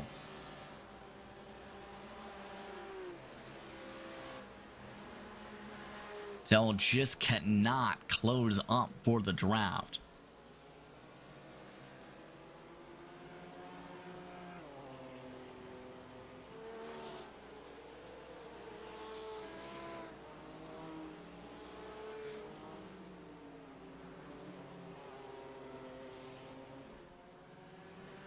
Staying stationary within 1 second. They do have the Ford coming up as a bright spot. For those wanting to cheer on the Ford, it's still alive. It's 43rd.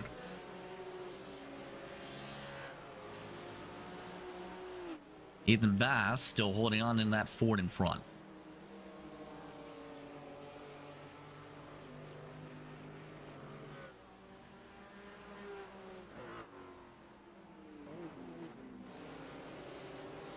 Dell just staying stationary in the midst of all this. Laughlin behind Dominic Olivier might be able to work with things. Precision Racing, the esports car, is closing in a bit.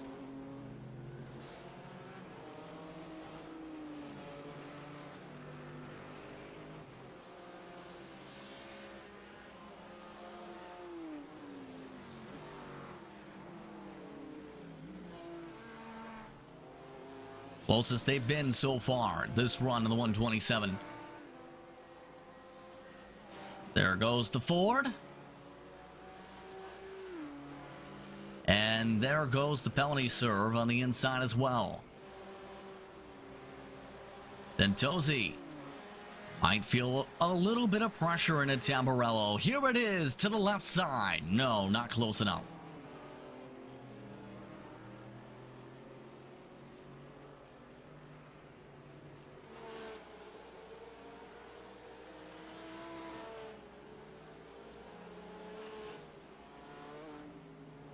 Result of that sand, they'll have to regroup. That'll take them another couple laps possibly to close up this respective gap.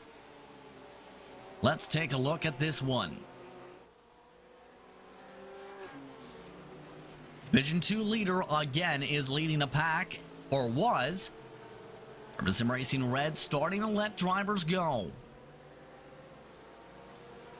Zenkowski the first that they let go. They give a little push and then clip the grass for good effort.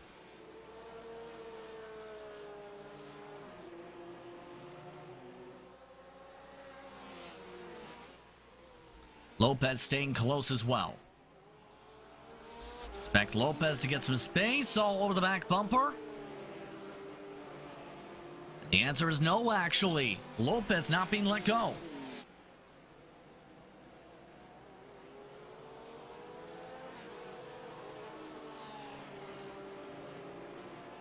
So Lopez boxed in for the time being, it looks like.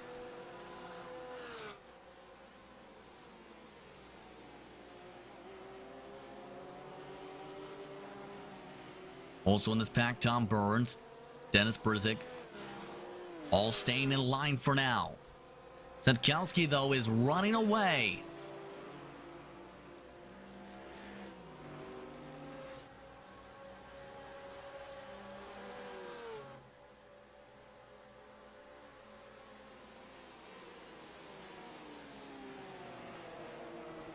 Heusinkveld with the clean space, picked up 3/10 after the pass.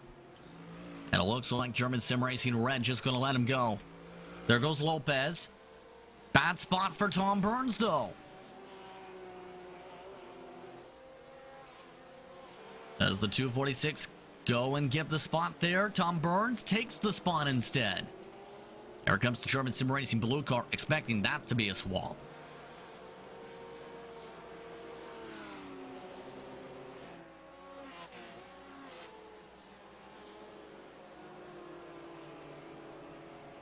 Troubles for what a sim racing team just now in the 351. They have spun it. So Flores, one of the top drivers in Division 3, losing time, and a black flag just given out to Maniti. Maniti has just wrecked Delta V. Maniti has just wrecked with the 260. Reed Moore missed the last corner and slammed into the side of the 260 and destroyed both the cars.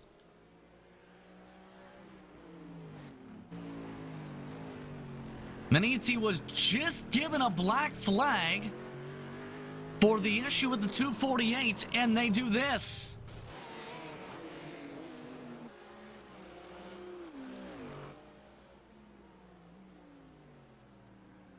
The timing with the time of where they missed that corner would be where the notification came in for Reed Moore, the rejoin, collecting Martin Mayer, who's back in 40th, 2 laps down, and there goes Maniti for the penalty. Might be getting more here.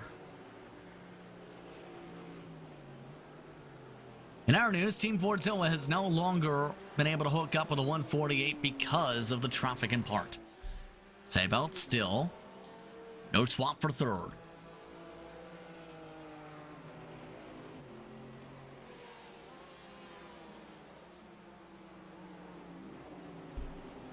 They have traffic to come up with, though. V Racers, Element Sim Racing Water, Vector Sim Racing, as well as the Rusty Spatulas who are back on the racetrack with Sepola. We'll just check up the pack, not expecting too much with the blue flag.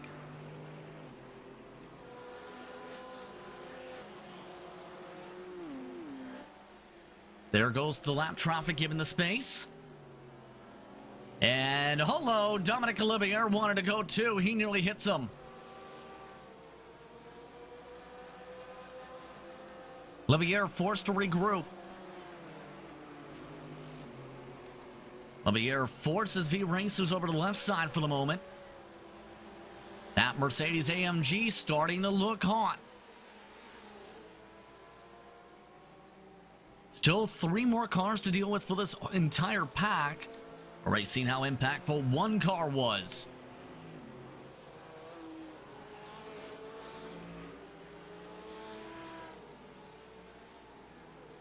And Maniti may have gotten another penalty. Yes, Maniti is not having a good middle portion of the race. They did not have the minimum pit stop time. They have another penalty. A 60-second stop and hold. And they still don't have the notification about the incident they just had yet. Maniti's race has just completely folded like a deck of cards.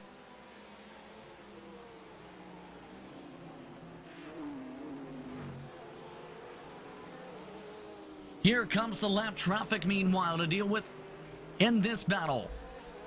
Seibelt deals with Rusty Spatulas. And Locatello gets locked to the back end and hits him. 313 gets a little up tap. Here comes Olivier to take advantage. Olivier a little tight. Trying to use the cars out in front as a pick. No. Crossover attempt for Locatello. Can't get there.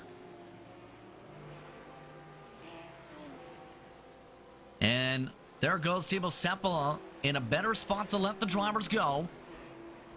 However, the battle is now on for fourth instead of for third because of all the checkup. Levier having Locatello look and show the nose. Too far back to send it. Levier already back in Santozi's draft. Santozi already in the draft of Luke Burdenshaw, the Vector Sim Racing car.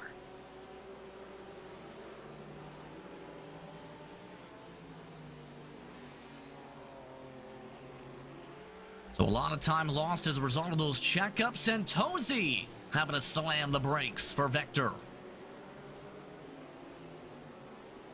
And Vector moves over to the left finally. However, Santozi loses about 0.3 for one checkup.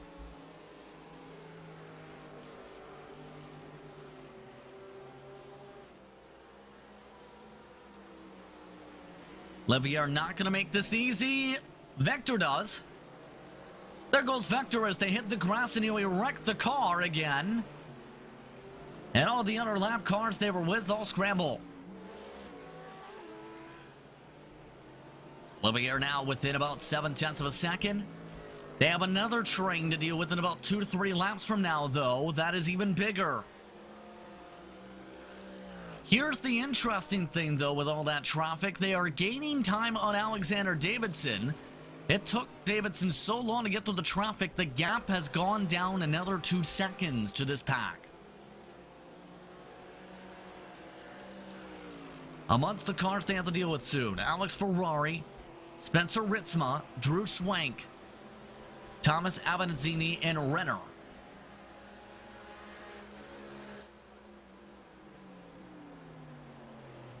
Levier lined up and dialed in. Good entry. Able to close up a touch bit of ground. Now loses the ground, though, on the corner exit onto Tamarello. Not able to get the grip.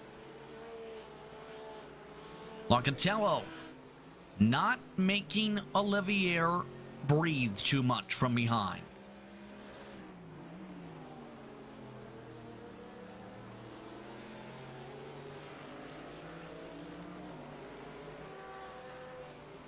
Lined up firmly still.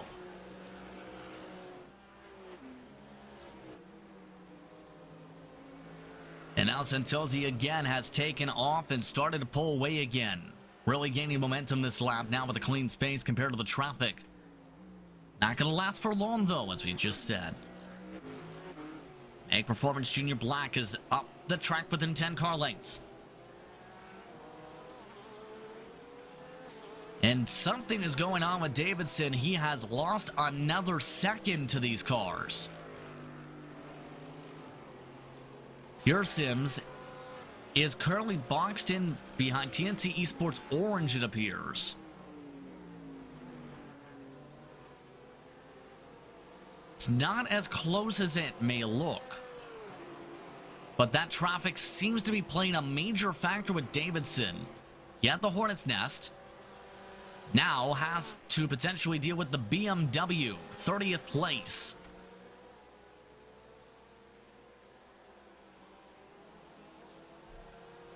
Now, had to let it roll a fair bit, just lost a couple tenths again with the Aero.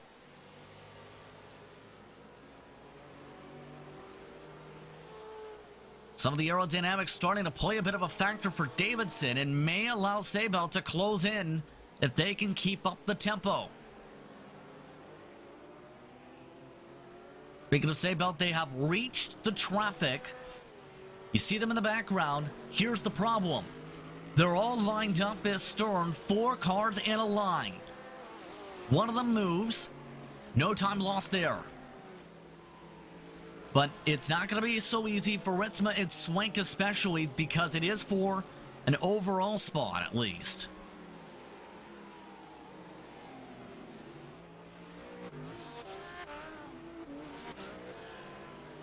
The Aqua Minerale. It's going to take another lap to get up to the next grouping with Renner. Possibly. Or they'll be about a quarter of a lap because Renner just about hit the back end of Drew Swank.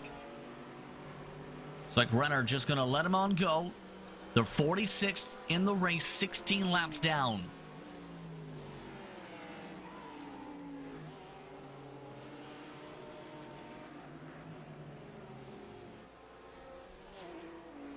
For those curious on the Maniti saga that has popped up this race, take a guess as to which incident is now under review.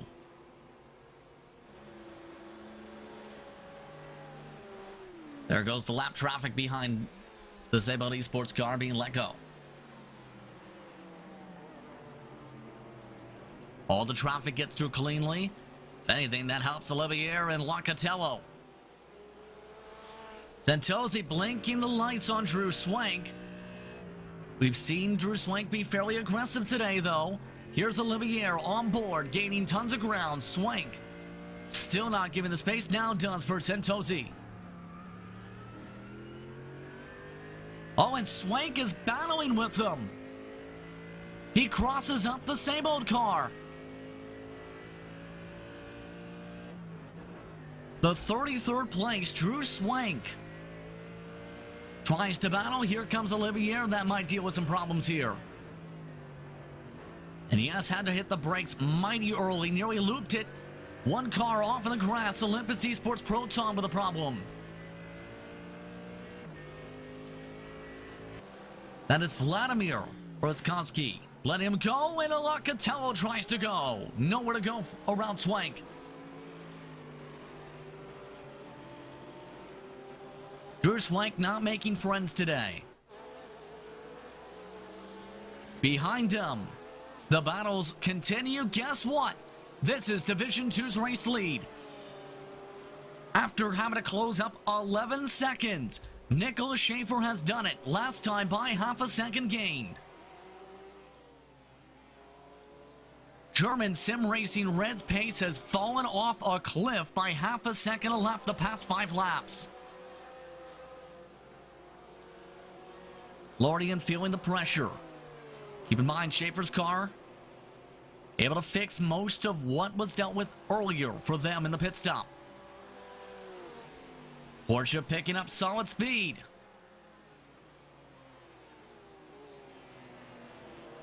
Not close enough for the send. Oh, and they hit the turtle. That cost them about a quarter second.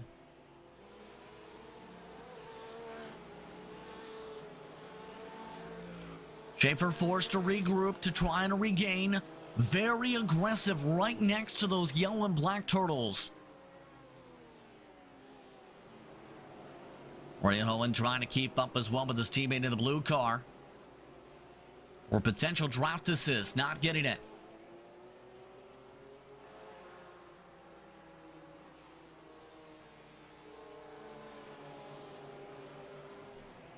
Still staying lined up astern for the time being. Expect this to be the case until at least the next time around for Tamburello. Good run for Schaefer. Schaefer doing what he needs to be able to close things up. Shows the nose. And some lap traffic ahead. One of the Olympus Esports cars, Christopher Stevenson. Have to deal with soon. That is holding things back a bit for the 166. Up ahead of them. Schaefer to the back bumper. Tries to line it up for the draft for the Division 2 advantage.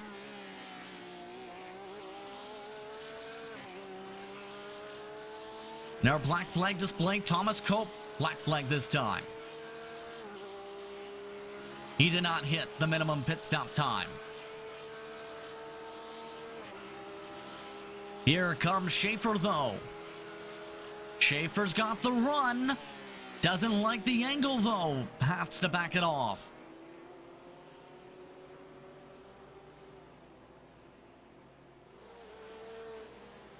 Now they have the Olympus car to deal with as well for their traffic. 10 car lengths now down to 7 up. Schaefer solid run coming up to Tosa. No peak though. Again, having to line it up for the next 31 minutes. They have time to work with. But does Schaefer want it now, or does Schaefer wait? He tries to shuffle. And Schaefer really backed it off that time.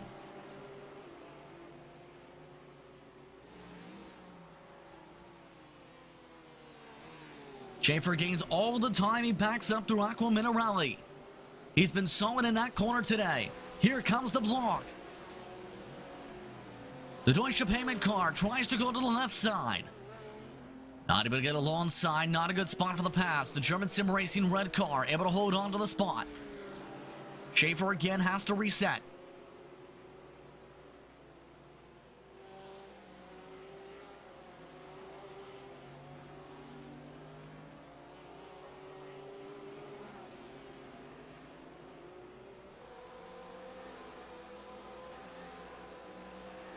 Up to the bumper once again for the draft within the car length. Keep in mind, the German Sim Racing red car now picking up draft. Their speeds near identical.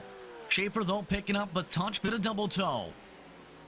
He's got the run. He goes on the brakes. Schaefer makes it stick. Owen not able to make a cross attempt. Deutsche Payment has closed up the gap and has taken Division 2's lead with under 30 minutes to go. Oh, in trouble in front, a car stops.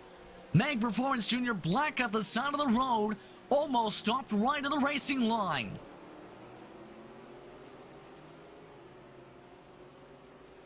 Schaefer now dealing with a bit of damage with the curbing after the send. Owen with a clean race car. Here comes the lap traffic again.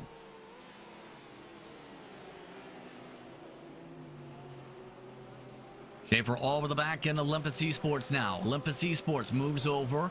Then next up is Rusty Spatulas. Owen losing tons of ground and fast all of a sudden. Absolute Motorsport has spun their car again from 18th position.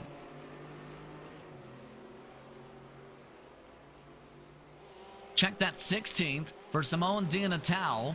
That one Tosa. This is what happened that nearly wrecked the Division 2 leaders. This looks fine. Watch the rejoin.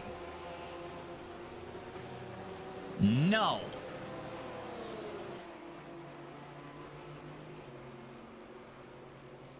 That is not how you rejoin a racetrack.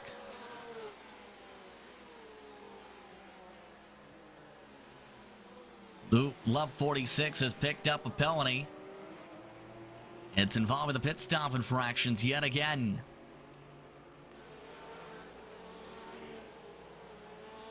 .242, give it a black flag. Let's take a look at what happened to Simon Di Natale just now. We're in the midst of a fight, and then boom.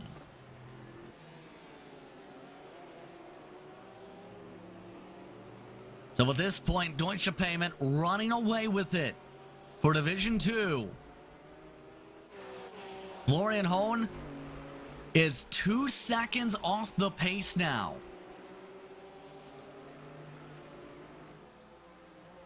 So something has had to have happened for the 346 to go off the cliff. They now have damage too.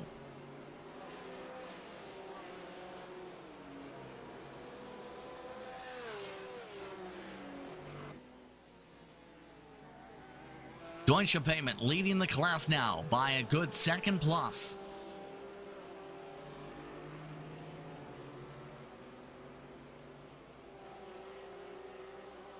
For those curious on what's going on with the third place battle overall in Division 1, Seibelt has been able to keep the buffer on Olivier. Olivier has not been able to close an inch. Team Fordzilla cars also grouped together 7 and 8. They're working together. RD Sim Sport, they're now battling for Division 2 Position 2 with WS Racing Esports.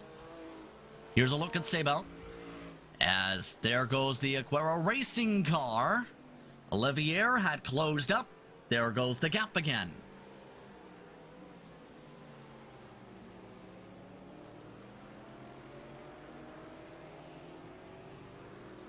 And the penalty reasoning for the 242 is air between race cars.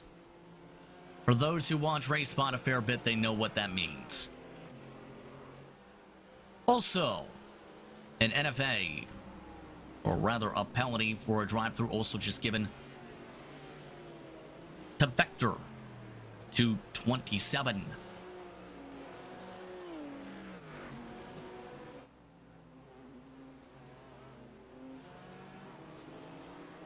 Heusinkveld still trying to keep the pressure away from Dominic Olivier, or rather Olivier, that pressure away from them. Down to the final 15 estimated laps to go here at Imola. What's been an intriguing one. Maniti with multiple penalties. A lot of spiraling throughout the day for some other teams.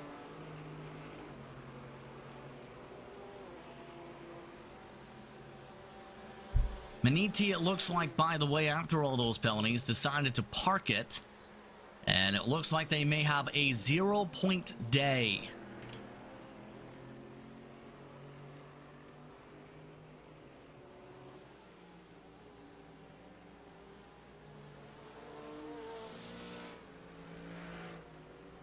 So the calm before the end of the race has now popped up, essentially.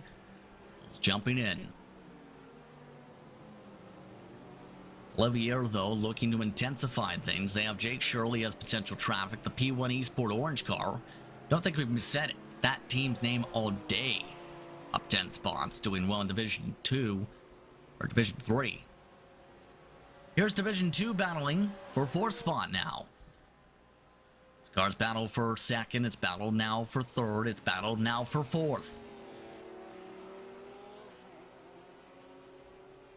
Robert Heffler rather, closing things up.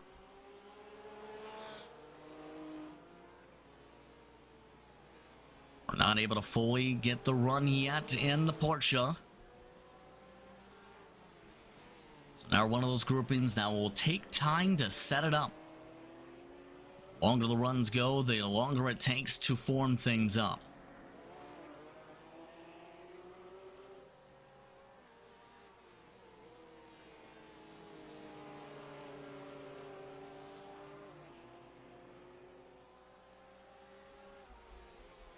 You're even on the speed as they make their way through Aqua Minerale this time. All the way to the bumper goes Heffler.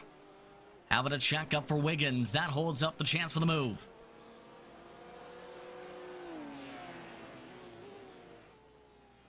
Now the battle might be on after that check up attempt.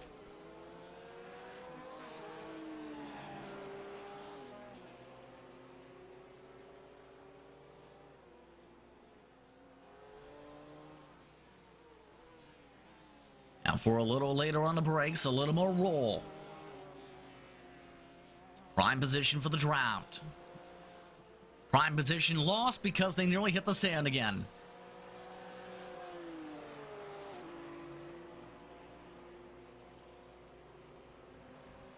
Still back now by 3-4 car lengths as a result of the checkup.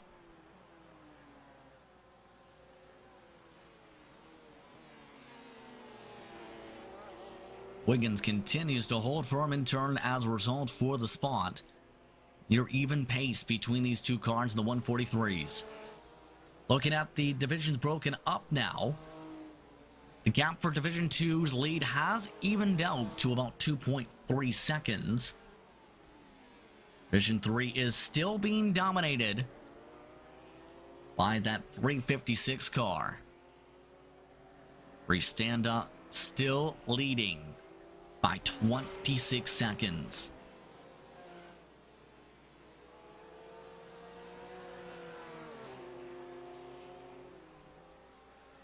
Run's coming from Heffler. Heffler tries to let it roll a little bit more once again within the car length. Not in the passing opportunity yet.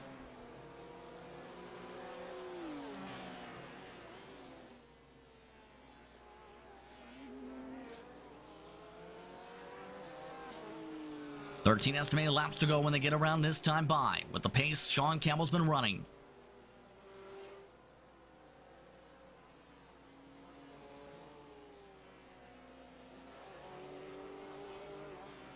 All to the back bumper, Heffler. Heffler, much better arc this time. Looking to speed up. Here comes the chance. Heffler, if he wants it, he can take it. He goes to the right. You're even on the brakes. And a little squeeze. Wiggins scared off the line, goes there. Meanwhile, Thomas Albenzini has wrecked the car again in the 244. He cuts his way to the sand and spooks out the RSR by butt kicker car, Mikel Lemon.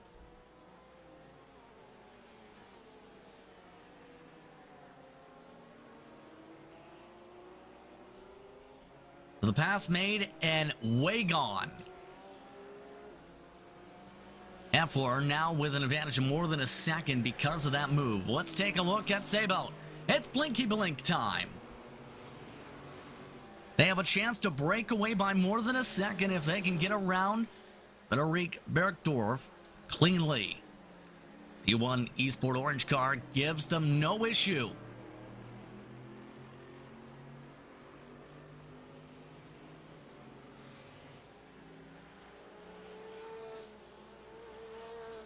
Problem is, the Precision Racing Esports Mercedes has to find a way around.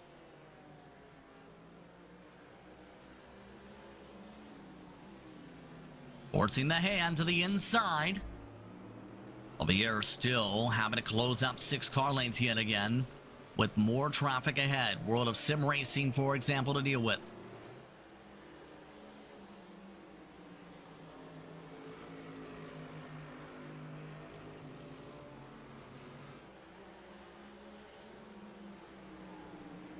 Other battles are starting to form up for reference. You may notice on the pylon, German Sim Racing has been reeled in by Deutsche Pavement for overall spot. Well, 2 Division 2 drivers, 20th and 21st overall, fighting JTR Esports and one of the Valorous Motorsports cars, also battling Division 3, World Racing, and one of the main performance entries.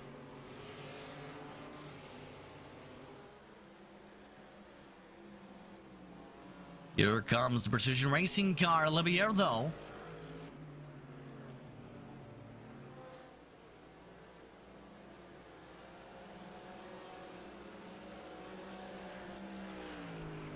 Might take about a couple laps for them to be able to regroup, have a shot.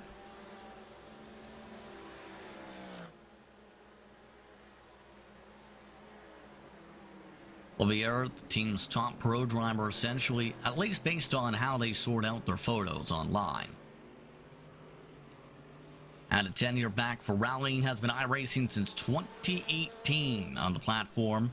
One of those drivers who uses a VR headset, as well as the Heusinkveld pedals.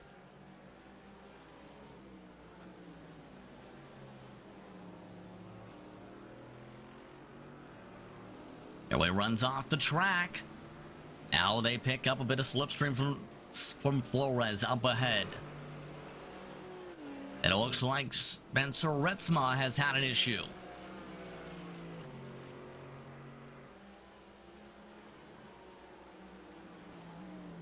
.345 has been their car at the side of the road. And around the racetrack. It looks like Element Sim Racing Fire has also just gone around. Let's see what's going on here. Trying to battle, and there's the Meg Performance Junior car. The junior program is going to have a lot of words sent towards their way at the end of today.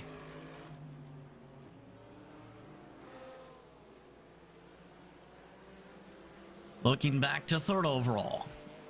And here's the other part of that incident in the chaotic straight. Flip a turtle, spun it out. Pretty routine.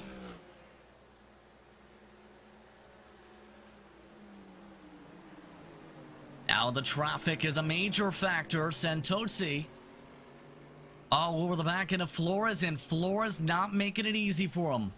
Flores now hits the brake. Levier right there for the chance.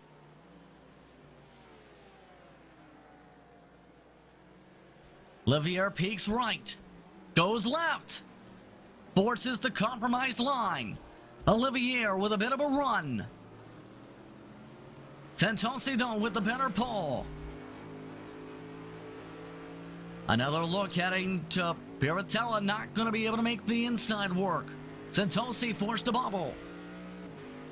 Attack him in a rally. Olivier looks right, has to back up the corner.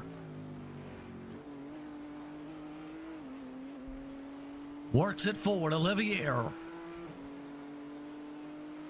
Couple car lengths back as a result.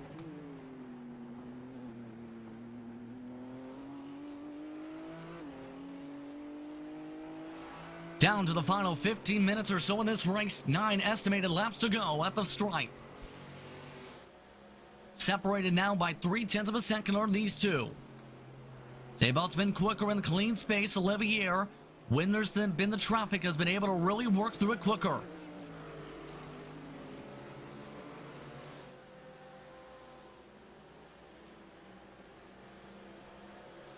No draft for Seatbelt Esports to work off this time. Olivier within a car length again. He's thought about it. No move into Tamburello. Too far back for the realistic lunge. Oh, and Olivier hits the turtles. He nearly spins it.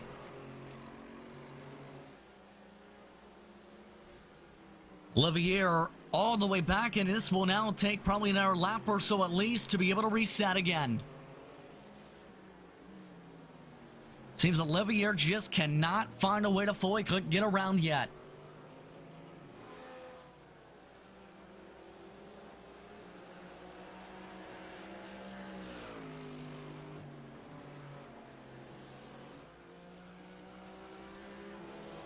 Eight and a half laps to go from Imola.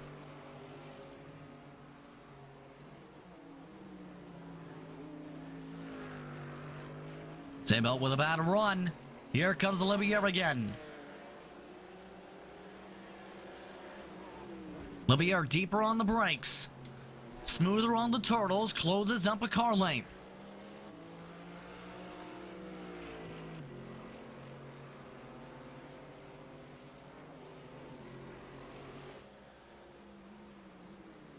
Olivier might have a shot to be able to get the draft if he can close up half a car length more at least. He doesn't do it though, he clips the sand instead.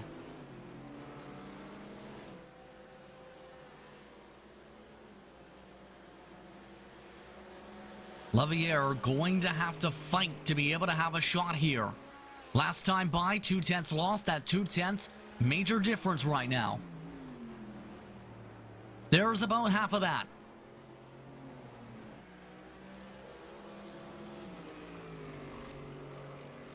Another bobble and near off-track situation. Hits a lot of turtle on the left side. Might have found something there. Got a lot of speed carry through. Here's the thing though, if they get side by side again, Massimo Locatello again will have a chance to be able to try and jump to third. He's about nearly 2 seconds back.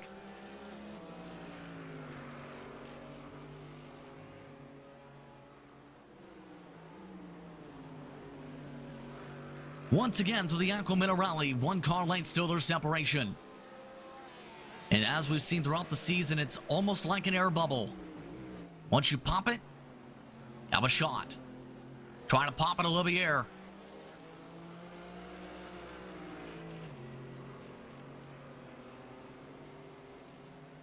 Still can't make his way forward yet. Dead even on the speed, a little deeper, Olivier down the hillside. Drew Ribiazza a little quicker for Santosi on the roll. Dead even once again, too far back again, possibly for the draft.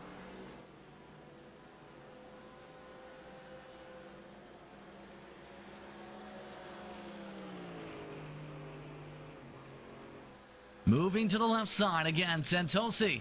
Olivier might have to start to get brave.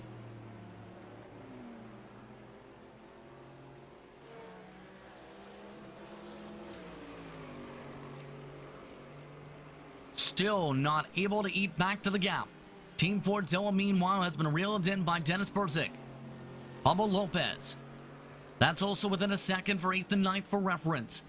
Olivier staying within the car length, still keeping it about even.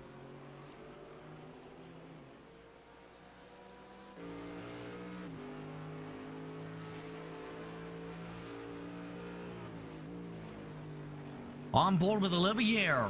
This is from the front wing, from the front nose.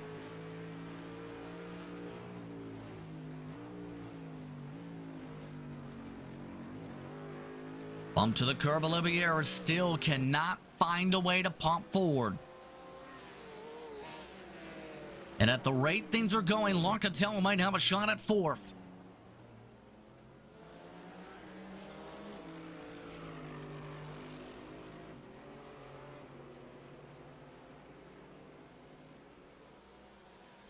Coming up to the 10-minute mark. 10 minutes to go. 6 estimated laps to go for Sean Campbell.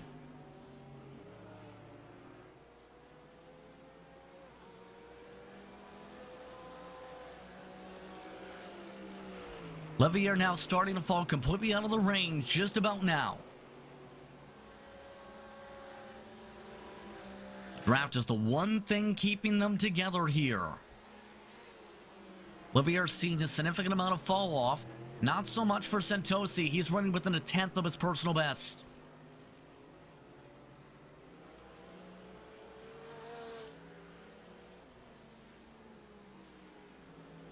Andrei Rajkovic is now the next car they have to deal with. Lap traffic, 24th.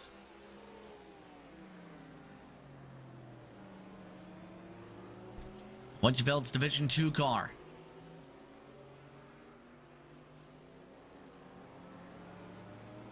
This may help out Santosi a little bit, depending on how they reach Rajkovic with the draft.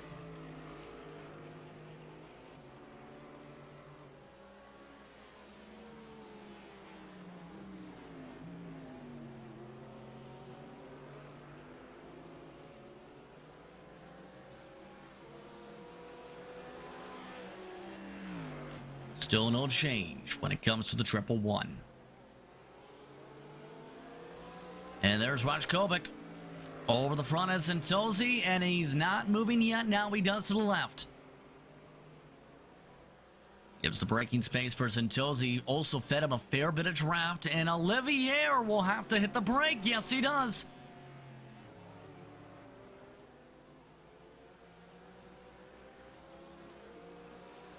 That might be exactly what Santosi needed to be able to clinch this podium.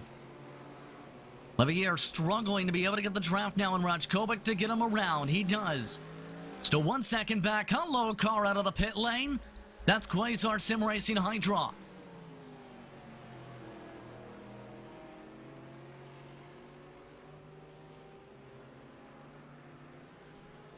Final 5 laps or so here from Imola.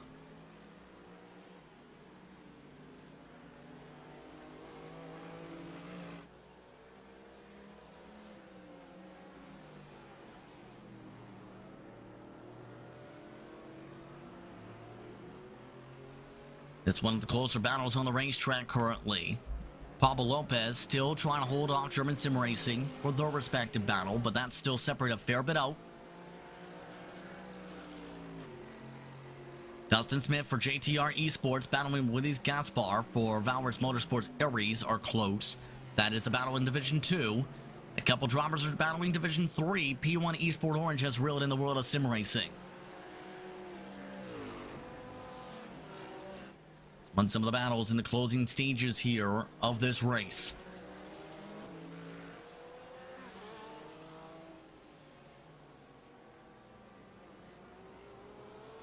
Oh, and a spin off the racetrack. That's in the once the battle for World of Sim Racing team. Not sure which car that was that went off the racetrack. We'll have to double check. That was in through the chicane, and it was a 225. Welcome back to the race. Patrick Hinston spins it right out. And Luis Gaspar's just had an issue. 237 had just been in a battle as well up the road, as just also had gone around. Gaspar's broken the car. He's out of the race. He has rage quit because of this.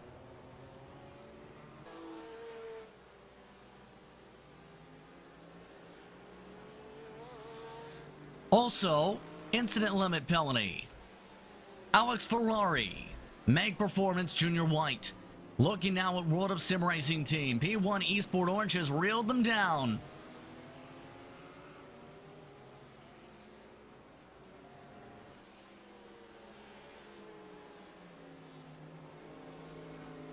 Flores has lost a lot of ground in this run.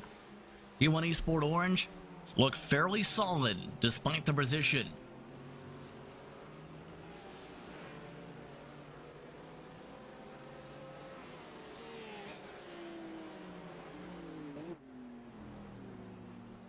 Up a bit of the curbing, coming up to the slide.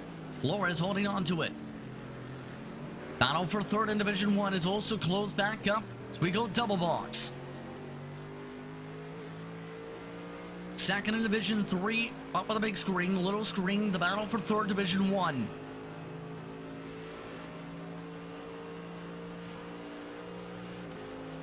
McDorf still not able to get the run he needs yet, quite yet. A little bit of a run for Precision Racing Esports goes for not. Olivier back in line on the inside. Meanwhile, here comes the chance, the orange car to the outside. Tried the cross, doesn't work. About 2.5 laps to go for them.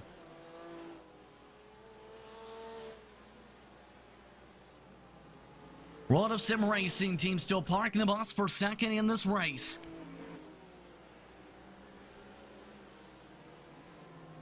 What a day will it be for them after no points in Germany. Nearly off the track. Lots of traffic lining up behind him as well.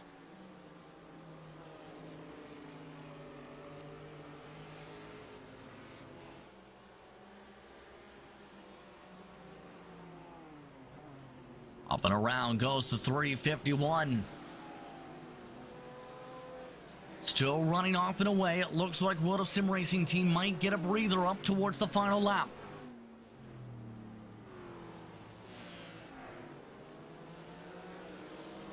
Down to the final 2 laps or so estimated. Sean Campbell down to the final 3 minutes and 20 seconds up at the front. Sabout Esports still up for third. Olivier, the closest he's been in a long while, about 15 minutes.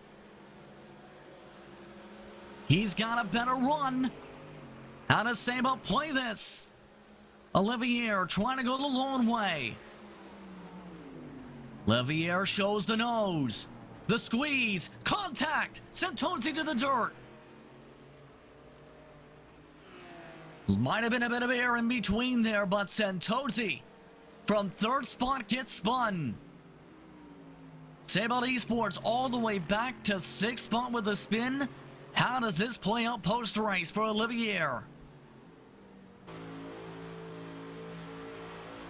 And take a look. Might see some air right here. There's the rub. There's the spin.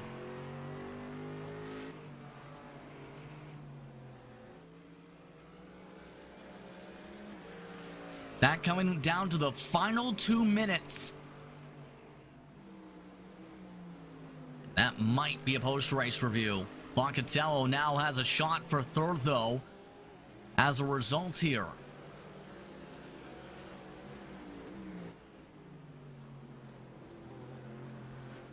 Clock reaching 2 minutes. Looks like we may get an extra lap, yes. No signal from Barney.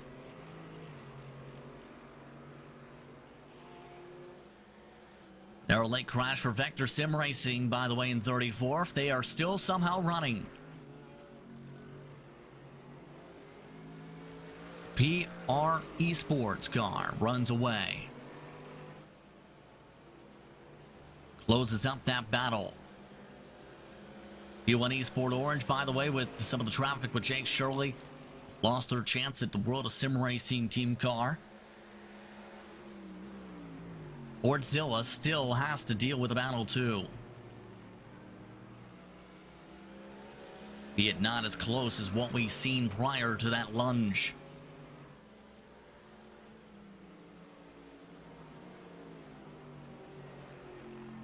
Coming up to the final minute of this race. It's been an intriguing one for the Autodromo Enzo Edino Ferrari. Sean Campbell expecting to take the white this time. Sean Campbell started things off running away with Tom Burns. Then Tom Burns drove it off the racetrack. Campbell since then has been able to run away by 16 seconds.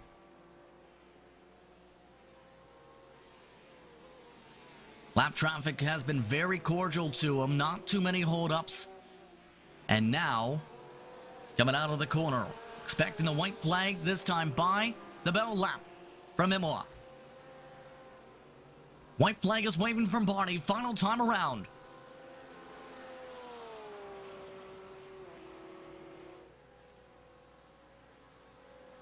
Campbell outright dominating in Division 1 today. Division 2, it was definitely up for grabs with Deutsche Payment Monkey Butt. They've been able to jump ahead of German Sim Racing Red now by 7 seconds. Then compare that to what Division 3 has been. The Standa Nomad just lost a spot to the Division 1 car. They've been driving clean all day long.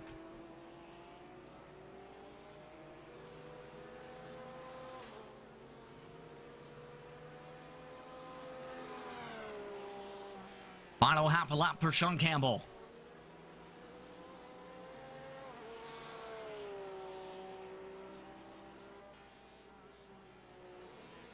Drive-through penalty possibly coming up to 37, but they're already out of the race.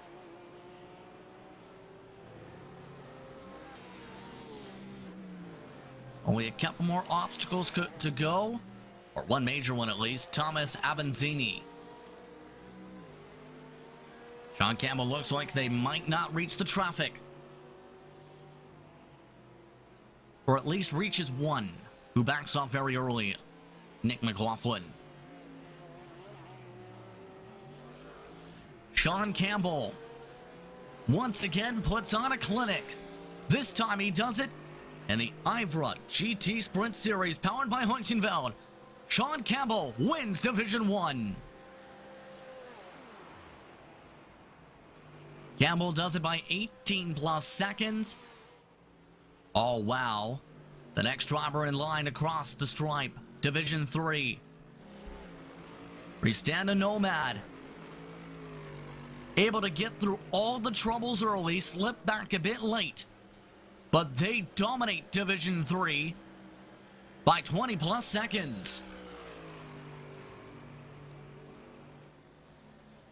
And then Ruffy able to drive the car home cleanly. One more class to close out, and it's Deutsche Payment. They have to close 11 seconds to get up to German Sim Racing. They closed it up, made the pass with 30 minutes to go. Nicholas Schaefer wins it for his team for Division 2.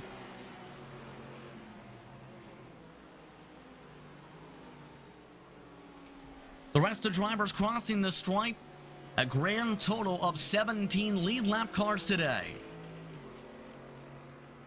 One of the positions in line is the Division 2 battle. Dilworth and Wiggins. Dilworth tried to send it, couldn't lick the stamp fully. And Josh Wiggins looks like will hold on to one of the final position battles on the racetrack for 15th and 16th overall, amongst the top 5 in class.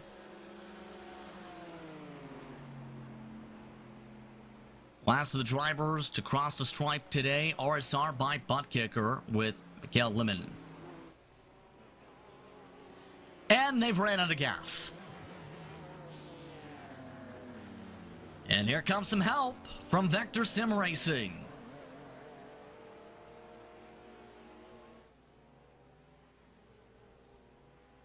See if this gets looked at, as Mikael Lemon will get a push from a sister car to be able to close out this race.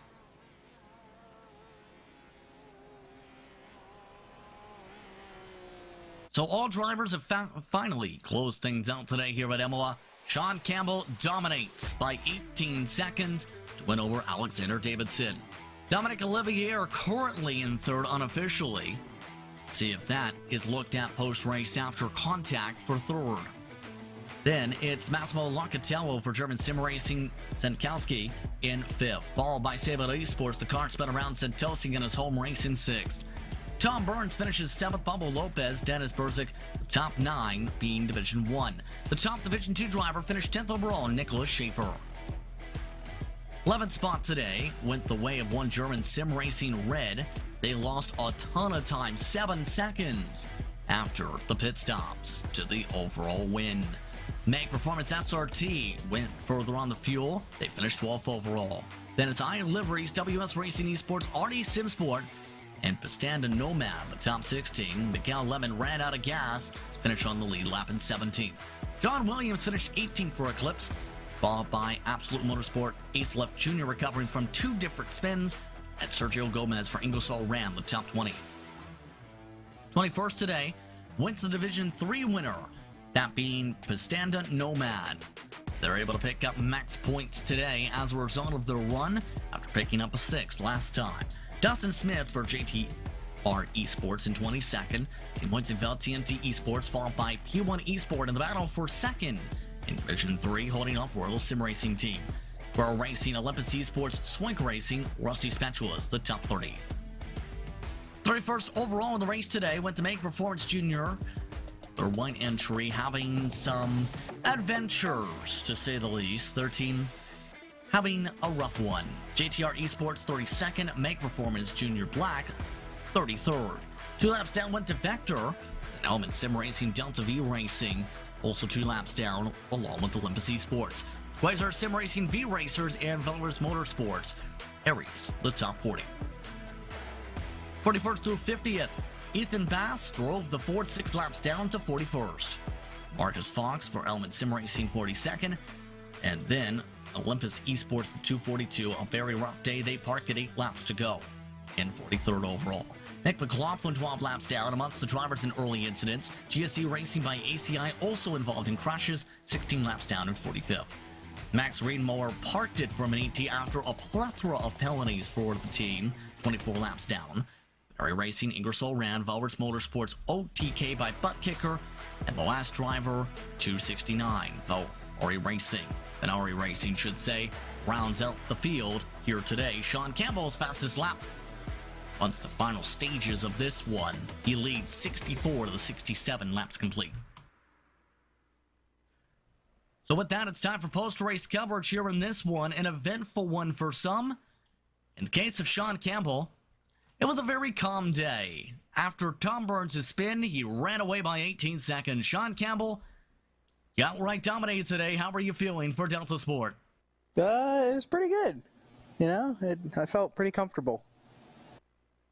It definitely looked like you were comfortable here today. Of course, a lot of shuffling we've seen in the past month or so for you. How would you describe your run here with Delta Sport today, working with this team? First time, believe, in the Delta Sport colors, if I were believe, for IVRA competition for the GT Sprint Series.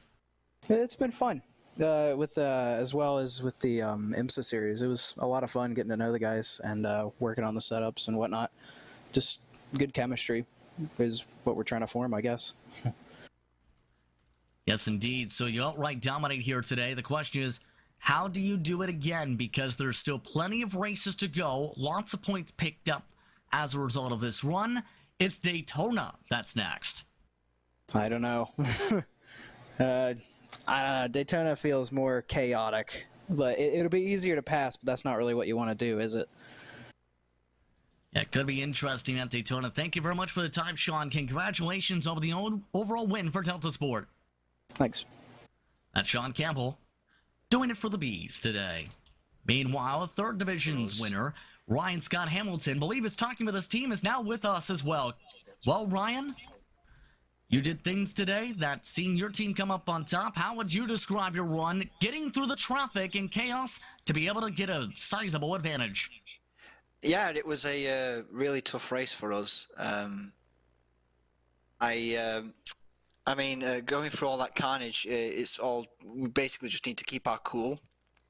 And I've got a reputation in the team of avoiding accidents like that, and it was just basically just checking up when you need to, seeing what's going on around you, and just treating it like a real life situation. And I think we did pretty well to get through the maelstrom. Surprised there wasn't a safety car, but it must have cleared up pretty well. And from then on, it was just getting your head down and setting the laps in, which I managed to do to give a good lead to my other driver, Aiden. How would you describe the turnaround from the opening round of the season? About mid-pack in the division last time out. Of course, top step to the podium today. Yeah, well, we had the we had the pace to be at the front of that as well, but we had I had a small spin, and I also got a black flag as well, so that put us down. So that was more of a recovery drive. This one really proved what the team can do and what Aidan and myself can do.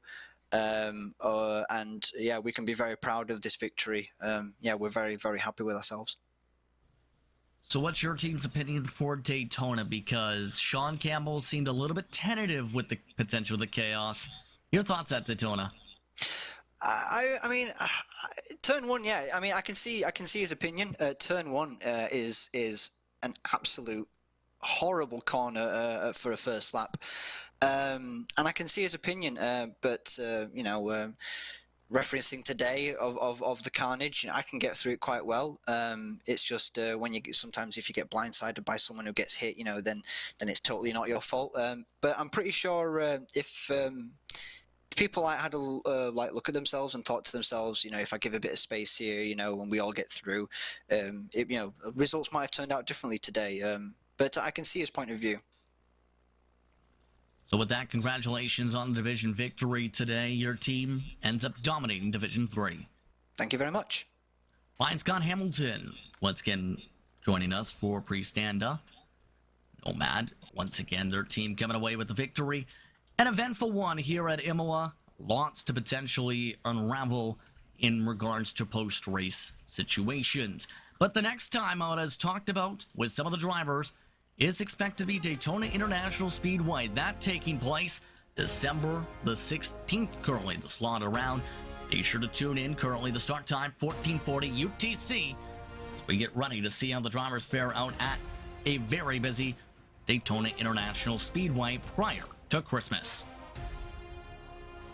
On that note, it's time to say goodbye. I'd like to thank you for tuning in for today's action, the IVRA GT Sprint Series, powered by Heusinkveld.